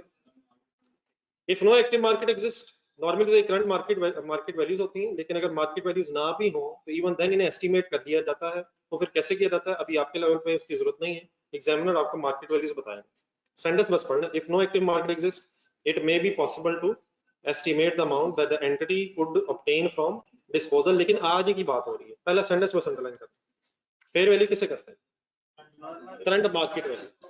Next line में डायरेक्ट सेलिंग कॉस्ट, अभी कॉस्ट टू सेल की तरह बात होने लगी। नॉर्मली इंक्लूड, 3-4 वर्ड्स अंडरलाइन करने हैं और उनको फिर याद करना है। Number 1 legal cost. अब देखिए अगर आपने कोई चीज बेचनी है तो एक तो ये होता है, फॉर एग्जांपल आपने सीधा सिर्फ मोबाइल बेच दिया, तो इनमें तो ऐसा कोई एक बंदे के नाम से दूसरे बंदे के नाम पे मुंतकिल करने वाली कोई ऐसी बात नहीं होती, जिसके हाथ में मोबाइल होता है वो उसी का ही होता है। अंडरस्टूड बात होती है कि जिसने मोबाइल पकड़ा उसने अपना ही पकड़ा होगा। लेकिन अगर फॉर एग्जाम्पल आपने कोई मशीनरी बेचनी है या बिल्डिंग बेचनी है तो उसकी रजिस्ट्रियां ट्रांसफर होंगी, लीगल डॉक्यूमेंट्स बनेंगे, लीगल एडवाइजर रखने पड़ सकते हैं जो एग्रीमेंट ड्राफ्ट करेंगे, स्टाम्प पेपर्स बनेंगे, छपेंगे। तो ये जो स्टाम्प पेपर है, लीगल एडवाइजर के पैसे हैं, ये फिर लीगल कॉस्ट बन जाएगी। अगर आपने एसेट बेचना है तो जो बेचने पे खर्चे आएंगे लीगल कॉस्ट, उसका फिर पार्ट बन जाएगी। इस वक्त अब हम डिस्कस करने ये लगे हैं कि जो कॉस्ट ऑफ डिस्पोजल है उसमें क्या क्या शामिल हो सकता है। तो पहली चीज क्या आ गई, लीगल कॉस्ट समझ आ गई। बड़े बड़े एसेट्स की अगर बात हो तो लीगल कॉस्ट इन्वॉल्व हो सकती है। स्टाम्प ड्यूटी कर लें, उसमें स्टाम्प पेपर कभी देखा पीले रंग का होता है, रजिस्ट्रियां डिस्प्ले होती हैं, फिर उसके बाद लीगल एडवाइजर, लॉयर्स रखने पड़ते हैं, वो फिर सही डॉक्यूमेंटेशन करवाते हैं, मेरा ख्याल है बल्कि कचहरी के चक्कर भी लगाते हैं, तो उसके उनकी भी फीस होती है, फिर उसमें टैक्स वगैरह भी होता है शायद। तो नंबर 1 आगे, बल्कि आगे अगला वर्ड आ ही गया, ट्रांसफर टैक्सेस। गवर्नमेंट पे टैक्स लेती है, अगर एक एसेट आपने किसी दूसरे को बेचना है तो उस पर टैक्स इन्वॉल्व होता है, तो ट्रांसफर टैक्स लिखना। किससे किसको ट्रांसफर, सेलर से बायर, कंपनी किसी को बेचेगी तो ट्रांसफर टैक्सेस, ये भी cost to sell. And cost necessary to bring the asset into condition for sale. For example एक ब्रैकेट में जाएगा, ट्रांजैक्शन टैक्सेस एक वर्ड लिखा हुआ, ऑक्ट्राई लिखा हुआ। आप में से मेजॉरिटी जो है वो आउट स्टेशन से लाहौर आती है और लाहौर से फिर वापस भी जाती है जब घर जाते हैं। तो आपने रस्ते में देखा होगा डिफरेंट टोल टैक्सेस, बिल्कुल सही है, टोल मोटरवे पे तो टोल टैक्सेस प्लाजे बने हुए, लेकिन अदरवाइज भी अगर ये जीटी रोड से भी जाया जाए तो वो कुछ देर बाद वो पीले से रंग के वो पेंट करके बैठे होते हैं, और जो गाड़ियां जा रही होती हैं उसमें से 20-25-30 रुपए जो बसें होती हैं उससे चुंगी जिसे बोलते हैं, तो वो चुंगी जो है वो क्या है बेसिकली ट्रैवलिंग टैक्स है ना। अब अगर फॉर एग्जांपल आपका एक एसेट है शेखुपुरा में फैक्ट्री है और आपने इसे लाहौर ला के बेचना है, तो ट्रांसपोर्टेशन कॉस्ट तो इनकर होगी ही होगी, लेकिन साथ आप ये जो रास्ते में टैक्स देने पड़ रहे हैं उसको ट्रांसपोर्ट करके लाहौर लाने के लिए, तो वो ट्रांजैक्शन कॉस्ट, वो ट्रांजैक्शन टैक्सेस सॉरी कहलाएंगे। वो जो ऑक्ट्राई मींस चुंगी है, चुंगी जो शहरों के दरमियान ट्रेवल करते हुए बनी होती है। तो अगर फॉर एग्जांपल आपने अपना एसेट शेखपुरा से लाहौर ला के बेचना है, तो ट्रांसपोर्टेशन कॉस्ट कैरीज आउटवर्ड्स भी सेलिंग एक्सपेंस है, और फिर वो जो टैक्स देने पड़ रहे हैं रास्ते में आपको, वो भी किस लिए देने पड़ रहे हैं, क्योंकि आप एसेट को बेचने के लिए किसी और लोकेशन पर लाना चाह रहे हैं। समझ आ रही है मेरी बात? ऑक्ट्राई समझ आ गई? ऑक्ट्राई क्या है? टोल टैक्स लिखने से, टोल टैक्स ही पता नहीं वैसे ऑक्ट्राई वर्ड यूज होता भी है। टोल टैक्स वर्ड सुना ना, क्या होता है टोल टैक्स? बस वही होता है जो समझ गए हम सारे। नहीं लेकिन ये इस वक्त हमारी स्टोरी में क्यों आ गई? तो चीज अगर बेचनी है, ट्रांसपोर्टेशन कॉस्ट, और ट्रांसपोर्टेशन कॉस्ट के साथ साथ फिर ये टोल टैक्सेस भी पे करने पड़ सकते हैं। तो इसमें 3 नंबर लगाने से, एक मैंने नंबर 1 किया है लीगल कॉस्ट, नंबर 2 टैक्सेस, और नंबर 3 ये ब्रैकेट में जाके जरा ट्रांजैक्शन टैक्सेस ऑक्ट्राई, आगे लिखा हुआ कॉस्ट नेसेसरी की एक एग्जांपल आ रही है। ठीक है, अब ये डायरेक्ट सेलिंग कॉस्ट में इंक्लूड है या एक्सक्लूड है?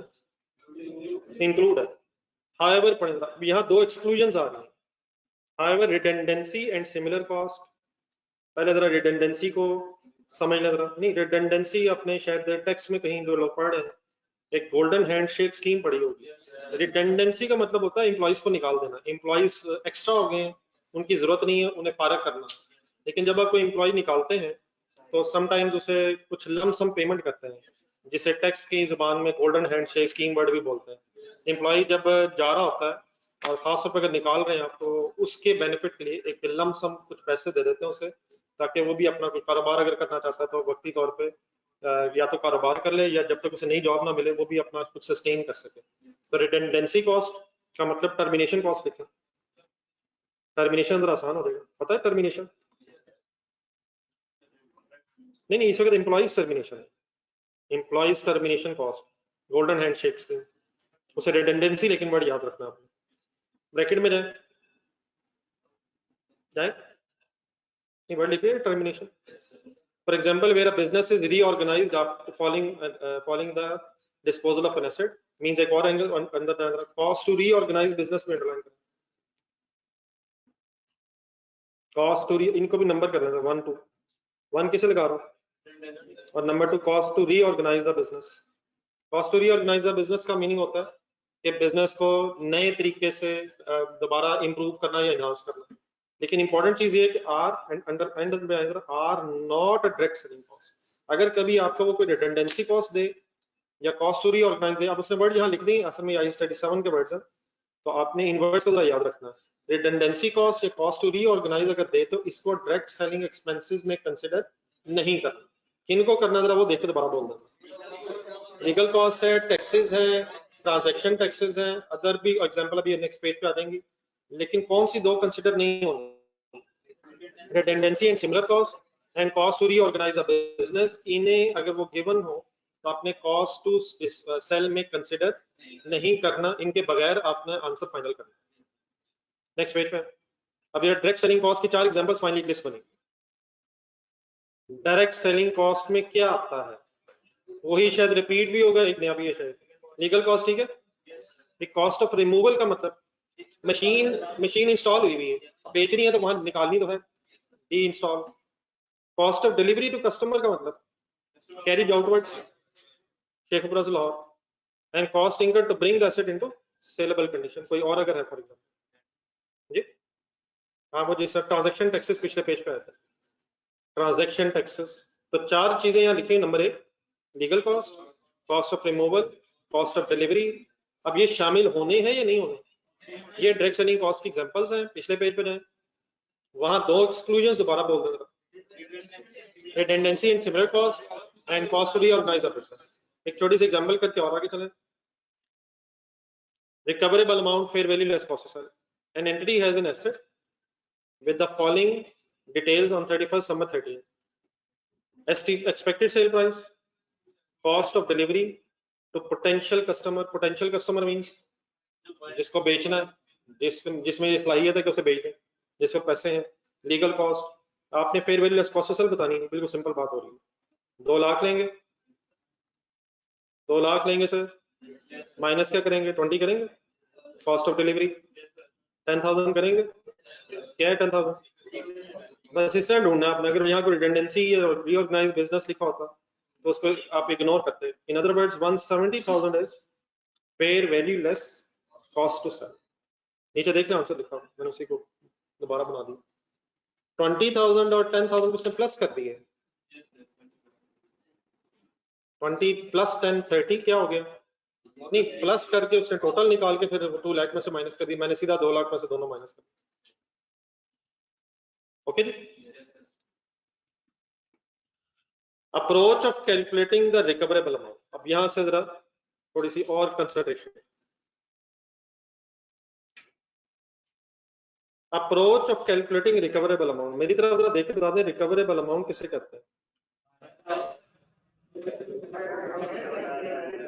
बिल्कुल आपने सही बोला, higher of fair value less cost to sell and value use, इन दोनों में से जो हायर फिगर होगी वो फाइनली रिकवरेबल अमाउंट कहलाएगी।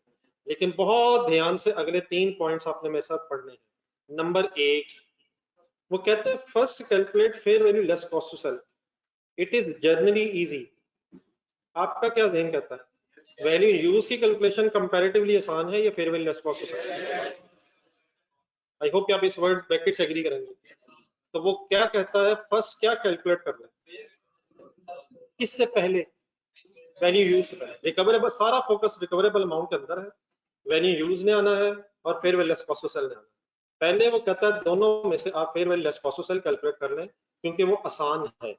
Number 2, if fair value less cost to sell is higher than carrying amount, then there is no need to calculate the value in use.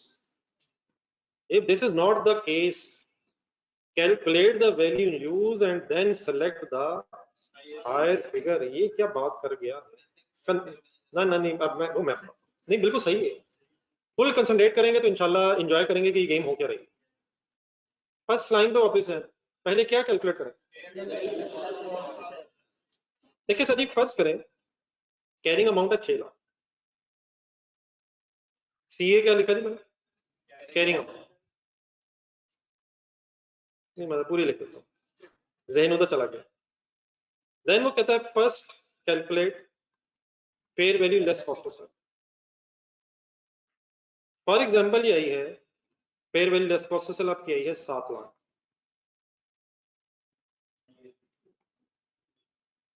एक scenario मैंने बनाया। अब असूलन इधर पहले क्या भी कैलकुलेट होना चाहिए? वैल्यू यूज, फिर उसमें सिलेक्ट क्या होना चाहिए? हायर, फिर कंपैरिजन होना चाहिए। लेकिन परेशान हुए बगैर आप सेकंड सेंटेंस से बारह पढ़े। वो कहता है fair value less cost to sell is higher than, मतलब वो वैल्यू यूज कैलकुलेट करने से पहले ही कह रहा है। जरा बोर्ड पे देखो, वो कहता है कि ये हायर है। क्या हायर है? तो फिर there is no need to calculate value use. वजह अब बोर्ड में मुसलसल गौर से देखना। एक मिनट, अब बेटा अगर वैल्यू यूज आप कैलकुलेट भी करते हैं तो 3 पॉसिबिलिटीज होंगी, या वो वैल्यू यूज 7 लाख के बराबर होगी, या इससे ज्यादा होगी, या कम होगी। तो मैं तीनों एंगल से एक बात करता हूँ। पहला सिनेरियो तो बिल्कुल सिंपल सा ही हो जाएगा, लेट्स से अगर इक्वल है तो आपने fair value less cost to sell भी कैलकुलेट की, वैल्यू यूज भी कर ली। अगर ये बराबर ही आई तो बताएं हायर कौन सी फिगर है? हायर कौन सी फिगर है सर? कोई भी उठा लें वो हायर, और उसका कंपैरिजन करें 6 लाख से, क्या एसेट इंपेयर्ड है? अब आपने ना अपने ये आंसर ज़हन रखना है। आपने कहा पहले सिनेरियो में जब मैंने इक्वल रखा है तो आपका आंसर ये है कि एसेट इंपेयर्ड नहीं है। जी ऑनलाइन स्टूडेंट साथ जस्ट एक मिनट,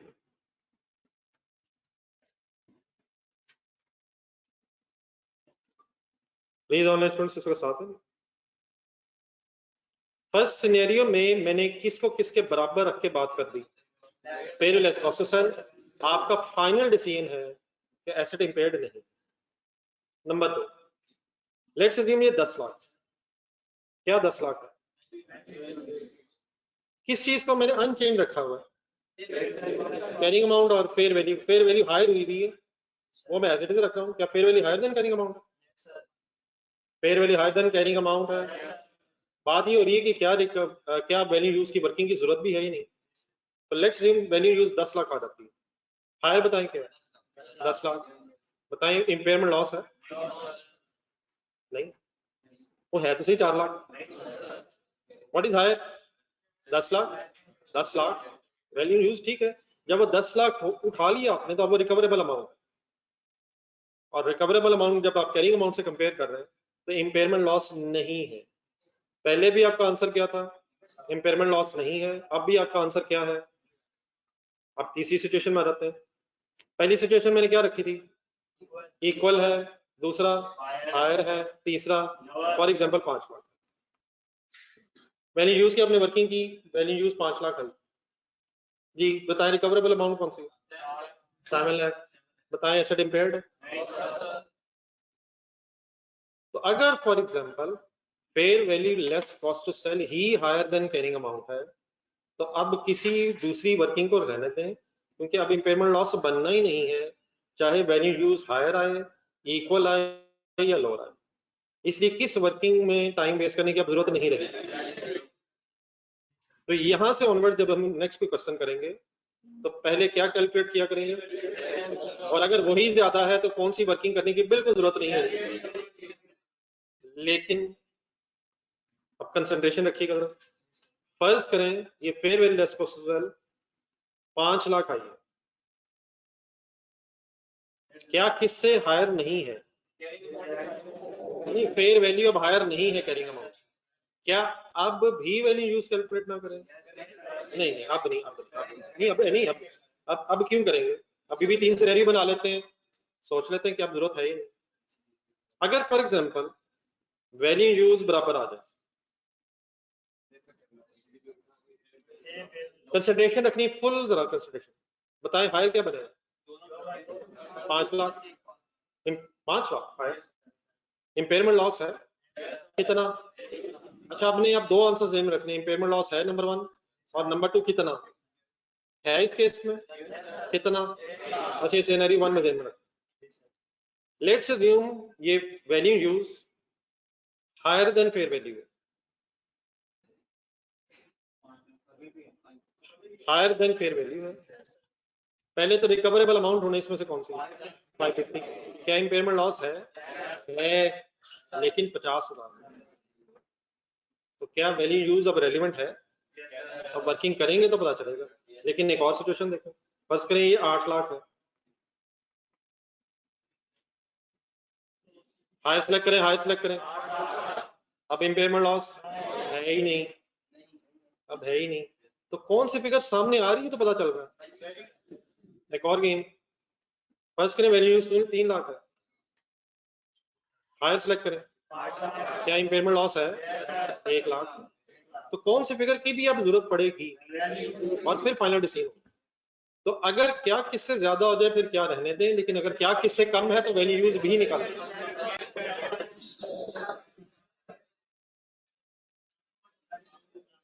अब मेरा ख्याल इन फिगर्स की ऐसे जरूरत नहीं है, हम इंशाल्लाह क्वेश्चन में अप्लाई कर लेंगे। सेंटेंसेस को पढ़ लेते हैं। सबसे पहला काम क्या करें, fair value less cost to sell calculate कर लें, कंपैरेटिवली इजी होता है। फिर पहले एक नजर उसी को कैरिंग अमाउंट से देख लें, और अगर ये fair value less cost to sell carrying amount से ज्यादा है तो फिर वैल्यू यूज की वर्किंग को रहने दें। लेकिन यही सेकंड सेंटेंस कंप्लीट करें जरा। अगर ये केस नहीं है तो फिर क्या भी कैलकुलेट करें, और फिर उनमें से हायर फिगर सेलेक्ट करके कंपैरिजन। तो in other words value use कब कैलकुलेट करें? जब fair value less cost to sell carrying amount से कम हो। एक आखिरी चीज जरा क्वेश्चन में एग्जाम में प्रॉब्लम आती है, if fair value less cost to sell is not available, एक नया मसला।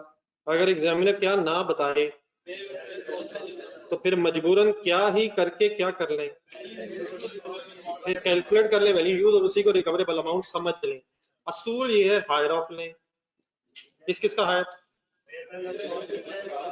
लेकिन अगर पहले fair value less cost to sell मिल गई है और फेयर वैल्यू से ज्यादा तो वैल्यू यूज रहने दें। लेकिन अगर ऐसा नहीं है तो वैल्यू यूज कैलकुलेट करें। लेकिन अगर fair value less cost to sell मिले ही ना तो फिर वैल्यू यूज ही को मजबूरन हायर ही समझ लें फिर से, और रिकवरेबल अमाउंट एस्टिमेट करें। तो ये तो क्वेश्चन में अगर प्रॉब्लम आए तो हम इस तरह रिजॉल्व करें। Any confusion? नहीं, इस तरह नहीं, वैसे नॉर्मली वैल्यू यूज का फिर डाटा होता है। अगर मार्केट में एसेट कितने का बिकना है वो नहीं पता तो फिर value use is the fair value. लेकिन ये कहना कि हमें नहीं पता कि हमारा एसेट इस्तेमाल होकर कितना फायदा देगा, ये क्योंकि हमारी इंटरनल वर्किंग है, तो ये शायद वाइस वर्सा नहीं है। क्या ना हो तो किसको क्या समझ, fair value less cost to sell ना हो तो फिर वैल्यू यूज को रिकवरेबल अमाउंट समझ लें, वाइस वर्सा नहीं। ठीक है, ये ऑनलाइन स्टूडेंट साथ है।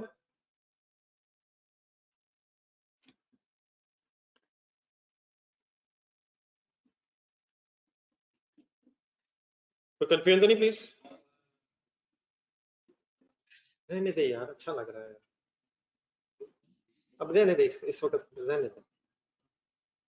नेक्स्ट आगे हेडिंग कैलकुलेटिंग वैल्यू यूज। अब यहां से ऑनवर्ड्स जो रिमेनिंग पॉइंट्स रह गए इस पेज पे और नेक्स्ट पेज पे, वो सारा focus recoverable amount as whole पे नहीं है, सिर्फ उसके अंदर जो वैल्यू यूज होती है उसकी कैलकुलेशन पे। ठीक है, वैल्यू यूज की कैलकुलेशन आप प्लीज मेरे साथ कर चुके हैं, लेकिन कुछ और बीच में एक्स्ट्रा पॉइंट्स आ रहे हैं। Calculating the value use, following elements should be reflected in the calculation of assets value use. Number 1, पता आपको इसमें से काफी कुछ है वैसे। Estimate of future cash flows that entity expect to derive from the asset. सही है, एक छोटी सी वर्किंग हमने की थी पेज नंबर 7 पे, जल्दी से जाएंगे उसको जरा काइंडली जरा ध्यान में रख लीजिए। कॉलम बनाए थे फिर आपने पेज नंबर 7, पता नहीं 6 में बना लिया हो सकता है आपने, या 6 पे, सॉरी 6 के एंड पे आपने बनाई थी स्टोरी। क्या क्या एस्टिमेट करना पड़ता है, जल्दी से देखे बोल रहे। Inflows, outflows, net disposal proceed, फिर उनकी प्रेजेंट वैल्यू फिर जमा करना पड़ता है। आज तो पहला काम एस्टिमेट क्या करें फ्यूचर। अब उसने कैश फ्लो वर्ड यूज किया है जिसमें फिर इनफ्लोज भी आ जाएंगे और आउटफ्लोज भी आ जाएंगे। देन उसके बाद वो कहता है expectations about possible changes, variations in the amount or timing of those future cash flows। दोबारा पेज नंबर 6 में जाए। फिर डेफिनेटली ये कोई जरूरी नहीं है पेज नंबर 6 में जाए कि हर साल इनफ्लोज आउटफ्लो सेम हो। क्या हर साल के डिफरेंट हो सकते हैं, वेरी कर सकते हैं। तो अकॉर्डिंगली फिर वेरी अगर कर रहे हैं तो उनकी एस्टिमेशंस कर जो वेरी करना है उसमें। तो यहाँ उसने सेकंड पॉइंट में क्या कहा, expectations about possible variations in amount and timing कब मिलने हैं तो उनको कंसिडर करें। एंड टाइम वैल्यू मनी का मतलब फिर इनकी प्रेजेंट वैल्यू लें, ये भी लेनी होती है, फिर प्रेजेंट वैल्यू भी लेनी होती है। तो टाइम वैल्यू मनी सुना है कभी वर्ड? एक दफा दोबारा पेज नंबर 6 पर जाए। पहले साल की फिगर क्या आई थी पहले साल की? 30 थिंक 30 की फिर आपने जब प्रेजेंट वैल्यू ली तो आंसर क्या आया? यही मेरा क्वेश्चन सुनना है गौर से, 30 से फिगर 27 पे क्यों आ गई? प्रेजेंट वैल्यू से क्या होता है, मेरे वर्ड सुनना है गौर से। फ्यूचर की जो अमाउंट होती है उसके अंदर इन्फ्लेशन होती है। अगर इस साल बाद है 30 तो इसमें एक साल की इन्फ्लेशन शामिल थी, और जब इसकी आपने प्रेजेंट वैल्यू ली है तो आज की वैल्यू आने से वो इन्फ्लेशन, वो इंटरेस्ट का फैक्टर बीच में से निकल गया। दूसरे साल की फिगर बताएं कितनी थी? अब ये 2 साल बाद अमाउंट थी, तो जब आपने इसकी प्रेजेंट वैल्यू ली तो इसमें से 2 साल की इन्फ्लेशन का फैक्टर निकला है, इन्फ्लेशन या इंटरेस्ट का फैक्टर निकला है। तो आज की वैल्यूज में इन्फ्लेशन नहीं होती, इन्फ्लेशन इंटरेस्ट रेट से इन्फ्लेशन ऊपर नीचे जाता है। इंटरेस्ट रेट्स अगर बढ़ रहे हो तो इन्फ्लेशन रेट भी बढ़ जाता है, बल्कि वाइस वर्सा शायद कहना चाहिए। इन्फ्लेशन अगर बढ़ रही हो तो इंटरेस्ट रेट्स बढ़ जाते हैं। जब आप थोड़ा सा और बढ़े होंगे तो एक सब्जेक्ट आपका है मैं, उसमें फिर आप डिटेल में पढ़ेंगे। ये जो इंटरेस्ट रेट होता है ये 2 चीजों का कॉम्बिनेशन होता है, एक इसमें बैंक अपना प्रॉफिट होता है और फिर इसमें इन्फ्लेशन रेट भी होता है। आपने अगर कभी बिजनेस न्यूज या ये इकोनॉमिक न्यूज सुनते हो तो इसमें IMF का भी एक मेजर एतराज ये है कि पाकिस्तान में इन्फ्लेशन बहुत ज्यादा हो गई है तो देर पर इंटरेस्ट रेट भी और बढ़ाएं। तो interest rate is directly link with the inflation. तो इन्फ्लेशन अगर ज्यादा होती है तो इंटरेस्ट रेट भी अकॉर्डिंगली बढ़ जाता है। तो अब मैंने क्या आपसे कहा, जो फ्यूचर की अमाउंट होगी उसके अंदर इन्फ्लेशन मौजूद है, और जब आप उसकी प्रेजेंट वैल्यू ले लेंगे तो उसमें से इन्फ्लेशन निकल जाएगी। उसी को मैंने फिर दूसरी तरह कैसे बोला कि उसमें इंटरेस्ट मौजूद है, और जब आप प्रेजेंट वैल्यू लेते हैं तो फिर उसका इंटरेस्ट फैक्टर निकल जाता है। ठीक है, तो इसी को फिर कहते हैं टाइम वैल्यू मनी। मींस एक साल बाद जो 30 मिलियन है वो आज के कितने रुपए के बराबर है? तो ये टाइम वैल्यू मनी की वजह से 30 बढ़ा हुआ है। जो आज 100 रुपए की चीजें आती हैं वो साल बाद जरूरी नहीं कि उसी 100 से वही चीजें हैं। तो वो क्या हो रहा है, टाइम की वजह से वैल्यू मनी की कम हो रही है। ठीक है, तो time value money, inflation, interest, इन फैक्टर्स को इसलिए कंसिडर करते हैं ताकि फ्यूचर वैल्यू से प्रेजेंट वैल्यू पे हम आ जाए। तो नंबर 1 आ जाओ वापस पेज नंबर 13 पे। सबसे पहले क्या एस्टिमेट करें, फ्यूचर कैश फ्लो, फिर पॉसिबल वेरिएशंस कंसीडर करें, और फिर तीसरा क्या करें, टाइम वैल्यू मनी को कंसीडर करें। कैसे, ब्रैकेट में जाएगा करंट मार्केट। अब रिस्क फ्री रेट जो है ये MFA की स्टोरी है, यहाँ सिर्फ आपको पता होना चाहिए, बस वर्ड पता होना चाहिए। कौन सा रेट लेना है आपने, करंट लेना है, मार्केट लेना है, और साथ ही एक और वर्ड क्या लिखा हुआ है, रिस्क फ्री रेट। अब ये रिस्क फ्री कौन से होते हैं, नॉट रिस्क फ्री कौन से होते हैं, ये बहस अभी जरूरत नहीं है, ऐसे टाइम वेस्टिंग है। आपको कौन से वर्ड्स याद रखने हैं, टाइम वैल्यू मनी को कंसिडर करना है बाय यूजिंग कौन सा rate, current market risk free rate. वो अभी जब क्वेश्चंस करते हैं तो उसमें मैं दिखाऊंगा। चलो आगे। अभी अच्छा इसका एक सेकंड हम सारा रीड कर लेते हैं, बाद में फिर मैं आपको बताता हूँ इसमें से रट्टा भी लगाने वाली कौन सी चीजें फाइनली। नेक्स्ट पैराग्राफ में estimates of future cash flows must include, अब ये सारी वही पुरानी बात दोबारा आ रही है। कैश इनफ्लोज फ्रॉम बोले, cash outflows that will be necessarily generate incur to generate the cash out inflows from continue। वो कैश आउटफ्लोज फिर कंसीडर करें जो नेसेसरी हैं ताकि कैश इनफ्लोज को कमाया जा सके। कैश इनफ्लोज से मुराद सेल करके जो पैसे आने हैं, और सेल अगर आपने करनी है तो आपको रॉ मटेरियल खरीदना है, आपको लेबर को पैसे देने हैं, अपने बिलों के पैसे देने हैं, तो ये वो आउटफ्लोज हैं जो नेसेसरी हैं ताकि इनफ्लोज आ सके। अब वो जो मैंने पेज नंबर 6 पे आपको कॉलम्स दिखाए उनको जरा ज़हन में रखना, इनफ्लोज लेने हैं उसके बाद क्या लेना, और उसके बाद फिर क्या है, नेट डिस्पोजल प्रोसीजर। तो ये तो 3 points hopefully as it is repeat. ठीक है, ठीक है सर। नेक्स्ट पैराग्राफ बड़ा इंपॉर्टेंट है, और से मेरे वर्ड सुनना है। नेक्स्ट वो कहता है estimates of cash outflows, inflows outflows should include only future expenditures that is necessary to, अगर अंडरलाइन करें, maintain the asset at the standard of performance assessed immediately before expenditure is made। Bracket में जाए, maintain the asset पे कौन सा खर्चा होता है, उसे हम रिपेयर एंड मेंटेनेंस कहते हैं। पूरी बात क्या है गौर से जरा बोर्ड पे दोबारा देखें। ठीक है, सपोज एज ऑन 30 जून 2022 की डेट आ गई है। इस डेट पे आपके पास एक मशीन है, उस मशीन की आप वैल्यू इन यूज कैलकुलेट करना चाह रहे हैं। वैल्यू यूज की कैलकुलेशन में फ्यूचर की वर्किंग होती है या पास की होती है, और सर फ्यूचर की होती है पास की होती है। लेट्स अज्यूम इसकी रिमेनिंग लाइफ 3 साल रहेगी, तो 2023, 2024 और 2025 में आप इस मशीन की वर्किंग करेंगे वैल्यू यूज के एंगल से। मेरे यहां तक किसी वर्ड में कोई प्रॉब्लम? अब सर ये वैल्यू यूज की वर्किंग करते हुए वैल्यू यूज के वर्ड्स का मीनिंग ये है कि अगर इस मशीन को इस्तेमाल करेंगे तो फ्यूचर में कितना फायदा होगा, वैल्यू यूज का फायदा। वर्किंग करते हुए आपने इस एसेट को जिस कंडीशन में है, मशीन ये नहीं कुछ अर्सा यूज कैरी अमाउंट खरीदी हुई है,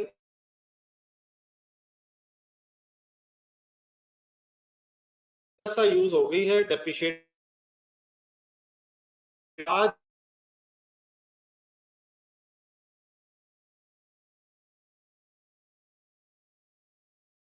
कुछ भी होगी हमने देखना ये है कि आज मीन्स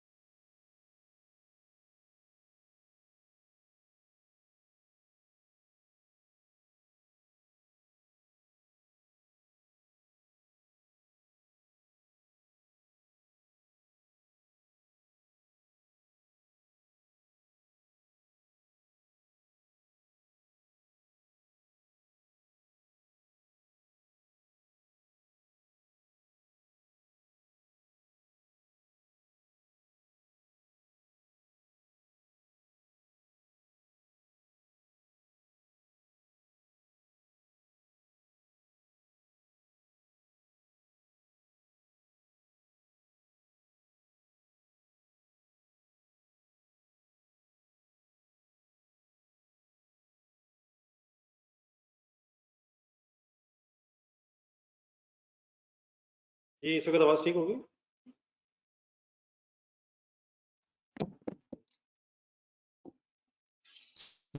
आवाज ठीक है जी इस वक्त? जरा बता दीजिएगा अगर मसला हो गया। जी सर सॉरी, बात मैं ये कर रहा था कि अगर आपने वेन्यू यूज की वर्किंग करनी है, दोबारा जरा शुरू से स्टार्ट कर लेता हूँ। तो लेट्स अज्यूम 30 जून 2022 पे हम खड़े हैं। रिमेनिंग लाइफ इस मशीन की सपोज 3 साल रह गई है, देयरफॉर आप 2023, 2024 एंड 2025 में वर्किंग करके चेक करेंगे कि कितनी इसकी वैल्यू यूज की फिगर है। जॉन स्टूडेंट सर एक फाइनली बताइएगा सबका इशू रिजॉल्व हो गया वास्तव में? अगर अभी भी इशू है मेरा ख्याल अब जरा आपकी तरफ से प्रॉब्लम है, इस वक्त आवाज का इशू तो नहीं?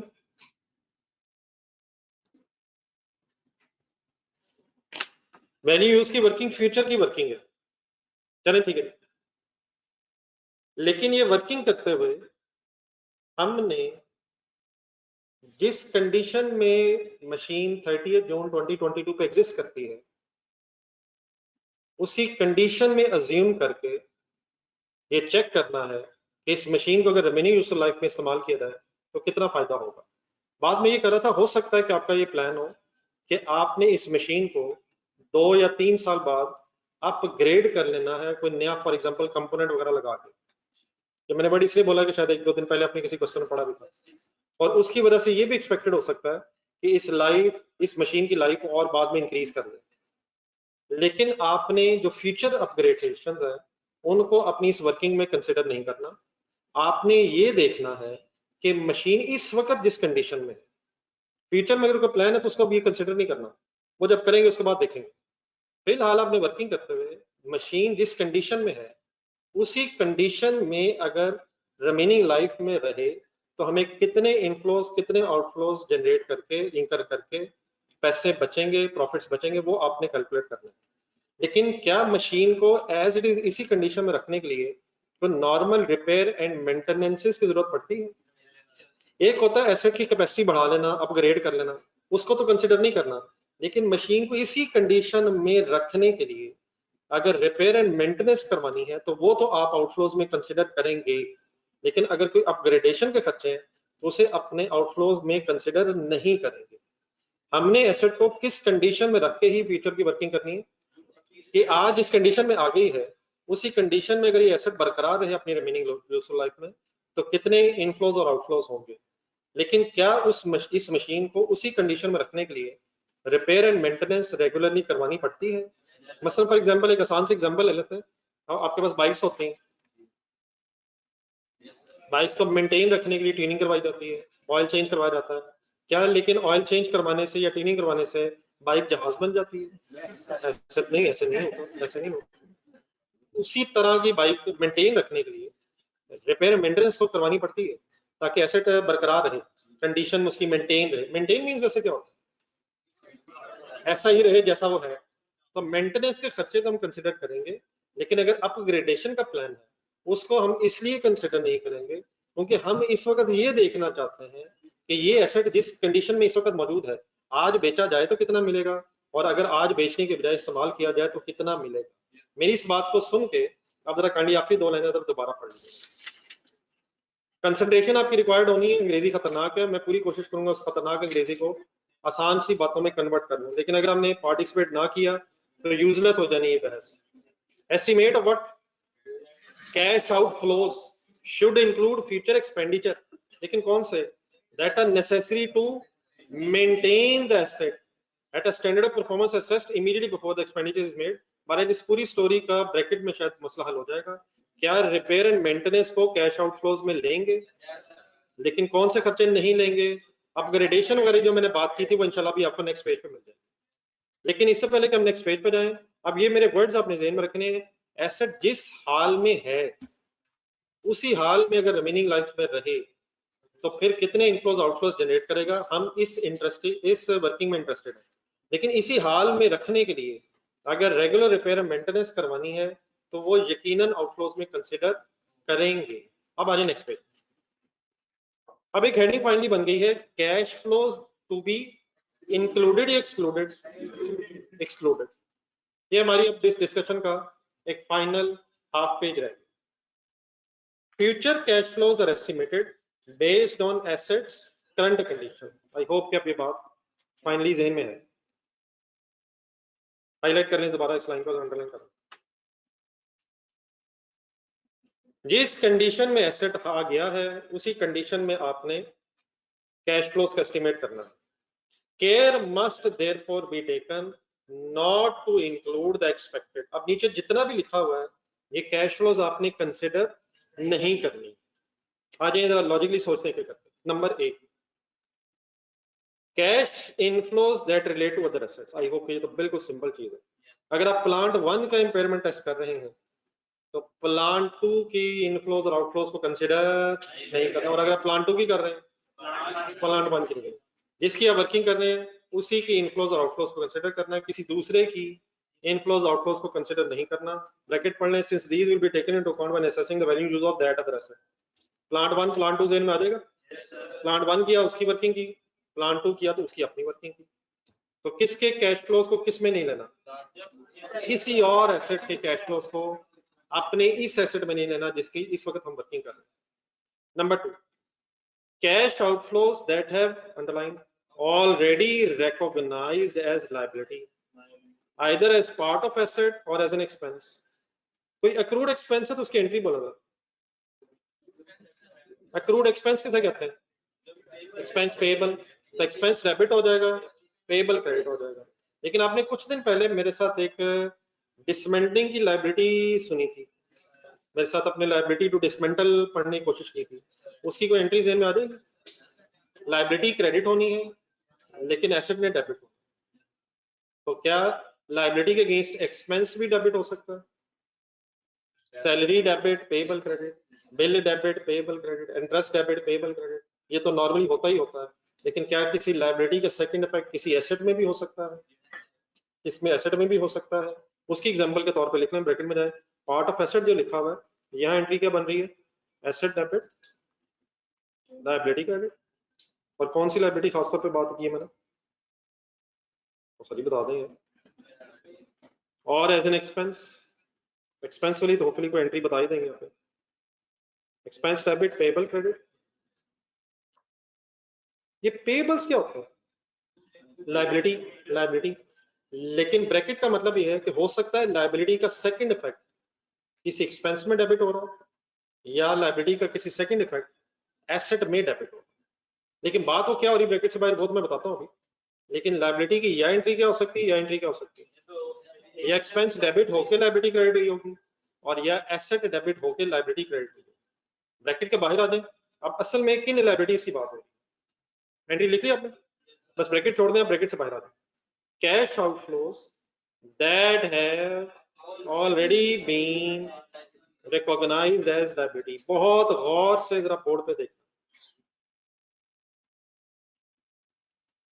क्या मशीन को फ्यूचर में ऑपरेट करने से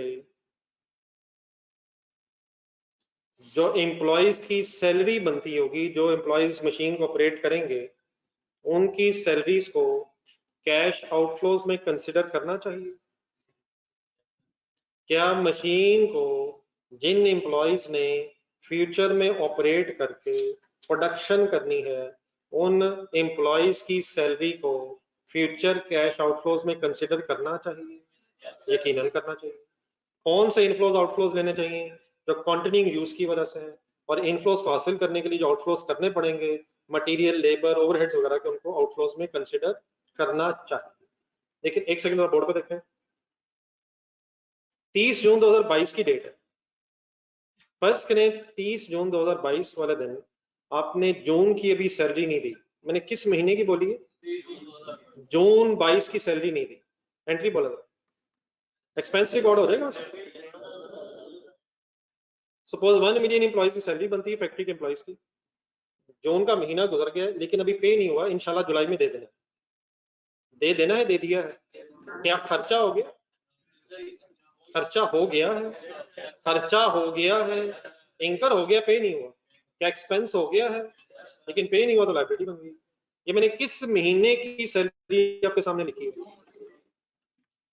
30 जून 2022 की मैंने बात की है। अब नेक्स्ट जो मैंने कॉलम बनाए 3, उनमें पहला कॉलम देखें 2023 वाला। ये जो 2023 वाला कॉलम है, ये कब से शुरू होकर कब तक को रिफ्लेक्ट कर रहा है? 1 जुलाई 2022 से लेके 30 जून 2023 को रिफ्लेक्ट कर रहा हूँ। मैंने 23 क्यों लिखा है? ईयर एंड 2023 वाला साल starting from 1 July and 2012 and ending on 30 जून 2013। अब ये एंट्री, ये जो मैंने सैलरी वाली एंट्री की, ये किस महीने की है? जून 22 की, 23 की? जून 22।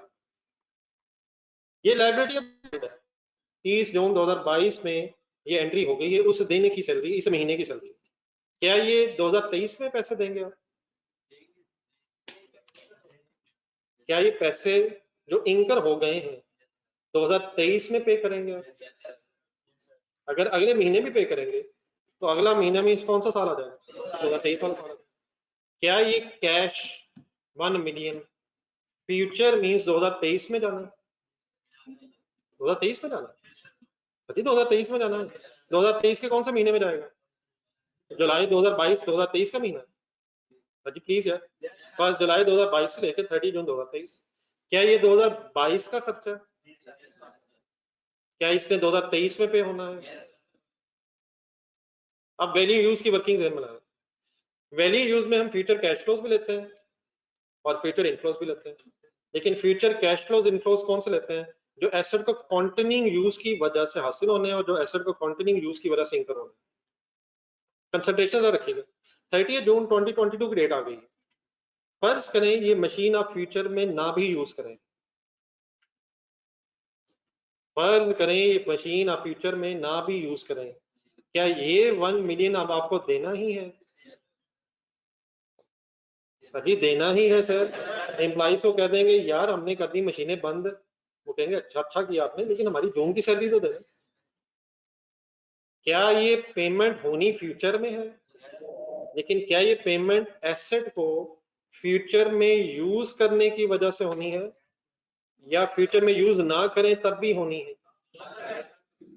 अब इस एसेट को फ्यूचर में यूज करें या ना करें, इस पेमेंट ने होना ही होना है। तो देयरफॉर इस पेमेंट को जो होनी फ्यूचर में ही है, हम वैल्यू यूज की वर्किंग में इसलिए कंसिडर नहीं करेंगे क्योंकि ये फ्यूचर में एसेट इस्तेमाल करने की वजह से पेमेंट नहीं होगी। क्या मेरी इस बात का मतलब ये है कि हम जुलाई की सैलरी, अगस्त की सैलरी, सितंबर की सैलरी भी कंसिडर नहीं करेंगे? वो सब कुछ करेंगे, लेकिन कौन से महीनों की सैलरी या एक्सपेंसेस अब फ्यूचर की वर्किंग में कंसिडर नहीं करेंगे? जो महीने गुजर गए हैं उनकी अब हमने पेमेंट्स करनी ही करनी है, हम एसेट को इस्तेमाल करें या ना करें। हमें वैल्यू यूज की वर्किंग में ये देखना है कि अगर फ्यूचर में एसेट को इस्तेमाल करेंगे तो कितने इनफ्लोज या आउटफ्लोज होंगे। क्या इस पेमेंट ने होना फ्यूचर में है, लेकिन क्या इस पेमेंट ने फ्यूचर में एसेट को कंटिन्यू यूज की वजह से इस पेमेंट ने होना है, अदरवाइज भी इसने हो जाना है? इसने अब होना ही होना। एक और एग्जांपल जरा देखें, डेटर्स की एंट्री पता आपको सेल की? Debtor debit cell credit. Let's assume आप 2022 में 2 मिलियन रुपीस की क्रेडिट सेल कर चुके हैं, ठीक है सर? ये रिसीवेबल है या पेएबल है? ये रिकॉग्नाइज रिसीवेबल है। ये रिकॉग्नाइज क्या होता है? नहीं, रिकॉग्नाइज रिकॉर्डेड रिसीवेबल है। क्या ये पैसे फ्यूचर में मिलेंगे? क्या ये पैसे फ्यूचर में मिलेंगे? लेकिन क्या मशीन ना भी यूज करें तो इन पैसों ने अब मिलना ही है, तो ना रिकॉग्नाइज्ड लायबिलिटीज की पेमेंट कंसिडर करेंगे और ना ही रिकॉग्नाइज्ड रिसीवेबल्स की रिसीट कंसिडर करेंगे एज एन इनफ्लो। क्यों कंसिडर नहीं करेंगे? हमने कौन से इनफ्लोज और आउटफ्लोज को कंसिडर करना है? जो एसेट को फ्यूचर में यूज करने की वजह से होंगे। लेकिन वो रिकॉग्नाइज्ड लायबिलिटीज जिनके अगेंस्ट अब आपने पैसे देने ही देने हैं, या वो रिकॉग्नाइज्ड रिसीवेबल्स जिनके अगेंस्ट अब आपको पैसे मिलने ही मिलने हैं, चाहे आप एसेट फ्यूचर में यूज करें या ना करें, उनकी अमाउंट्स ऑफ इनफ्लोज और आउटफ्लोज को हम वैल्यू इन यूज की वर्किंग में कंसिडर नहीं करेंगे। अब जरा ये बात मेरी ज़हन में रखिए, जरा सेंटेंस पढ़ो। नहीं, वो एक्रूअल कॉन्सेप्ट है, लेकिन पेमेंट फ्यूचर में होनी है, रिसीट फ्यूचर में होनी है, लेकिन इररिस्पेक्टिव ऑफ कि हम एसेट इस्तेमाल करें या ना करें, इन्होंने अब रिसीट होना ही है, रिसीव होना ही है या पे होना ही होना है। तो हम कौन सी रिसीट्स और पेमेंट्स को कंसिडर करेंगे? तो करें हिम्मत रख। जो फ्यूचर से रिलेटेड है या जो इंकर हो गई है। तो यहाँ क्या लिखा हुआ था, आप वर्ड्स पढ़ना, cash outflows that have already been recognised as liability. अब किन को आपने ऑलरेडी रिकॉग्नाइज कर लिया होगा, क्या जो फ्यूचर के खर्चे होंगे या जो पास के खर्चे होंगे। तो जो पास के खर्चों की लायबिलिटी है उनकी पेमेंट तो फ्यूचर में होनी है, इस पे कोई इतराज नहीं है, लेकिन वो पेमेंट अब होनी ही है चाहे हम एसेट को यूज करें या ना करें। देयरफॉर क्या करेंगे, इनको कंसीडर करेंगे या नहीं करेंगे। ऊपर मेन हेडिंग क्या चल रही है, कैश फ्लो से भी एक्सक्लूडेड में नंबर 2 क्या है, बोले वर्ड्स और फाइनल एंड ब्रैकेट में अगर ट्राई वो सिमिलर लिखना है, similarly also do not consider, similarly also do not consider। बताएंगे क्या लिखना चाहता हूं। नहीं recognized, चले आप तो फाइनल करो, recognized receivables। recognized receivables का मतलब क्या है, जो नहीं देखिए कौन से रिसीवेबल आपने रिकॉग्नाइज किए होंगे, जिनकी सेल हो गई होगी या नहीं, तो सेल हो गई या पैसे मिलनी है, हम एसेट यूज करें या ना करें।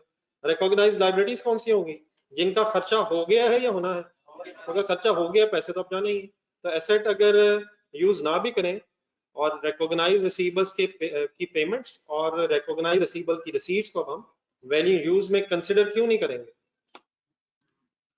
सर जी क्यों कंसिडर नहीं करेंगे सर, एक ही सेंटेंस है बार बार, क्योंकि इन्होंने अब मिलना ही है या हमने देना ही है, चाहे हम एसेट यूज करें या ना करें। असल में हम देखना क्या चाहते हैं, what is the crux of the story, कि इस एसेट को अगर फ्यूचर में यूज किया जाए तो कितने इनफ्लोज और आउटफ्लोज होंगे, और अगर इनफ्लोज आउटफ्लोज होने ही है चाहे हम यूज करें या ना करें, फिर अपनी इस वर्किंग में उसे कंसिडर नहीं करना चाहिए। आपको वर्ड समझ आ गया प्लीज। एक सेंटेंस और पढ़ लें जिसकी बात होगी थी, बाकी इंशाल्लाह फिर कल कंप्लीट करते हैं। देन वो फाइनली कहता है third, cash inflows and outflows that relate to future expenditure that will maintain the asset. Maintain the asset अगर लिखा होता तो उसे कंसिडर करना है, यहाँ क्या वर्ड्स लिखे हुए हैं, इंप्रूव और एनहांस। अगर एसेट की कैपेसिटी बढ़ जानी है तो उनको इस वक्त इसलिए यूज नहीं करना है क्योंकि हम क्या देखना चाहते हैं, एसेट की करंट कंडीशन में उसकी वैल्यू कंसिडर करना चाहते हैं। ठीक हो गया। उठने से पहले ये तीनों पॉइंट्स की एक एक लाइन जरा बोल दें क्या पढ़ा भी है।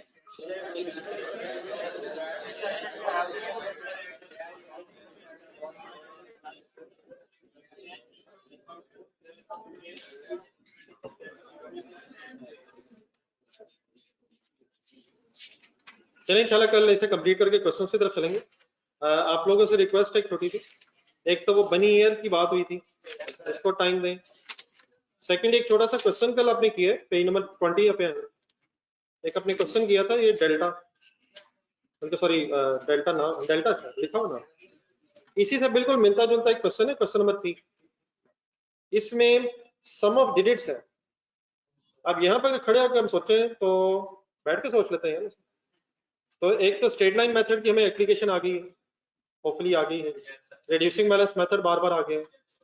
इसी क्वेश्चन में अगर आप जाएं मशीन आर और स्पुटनिक में मशीन आर यूनिट्स मेथड कुछ आइडिया हो गया हमने, लेकिन सम ऑफ डिजिट्स मेथड भी एक होता है, तो उसकी भी मेरे ख्याल एक जरा रिवीजन हो जाएगी इस क्वेश्चन में। ये क्वेश्चन वही है जो क्वेश्चन नंबर 2 है, लेकिन यहाँ मेथड सम ऑफ डिजिट्स आ जाएगा। कुछ ना कुछ आप ट्राई कर लीजिएगा, फिर मैं वैसे याद मुझे करवाना पड़ना कि सम ऑफ डिजिट्स होता क्या है।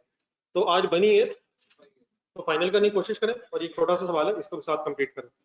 पेज नंबर बता देंगे कौन सा, पेज नंबर 20 है। तो काइंडली इंशाल्लाह कल यहीं से दोबारा मुलाकात होगी। अल्लाह हाफिज़। पेज नंबर 20 है जी, ठीक है ऑनलाइन स्टूडेंट्स।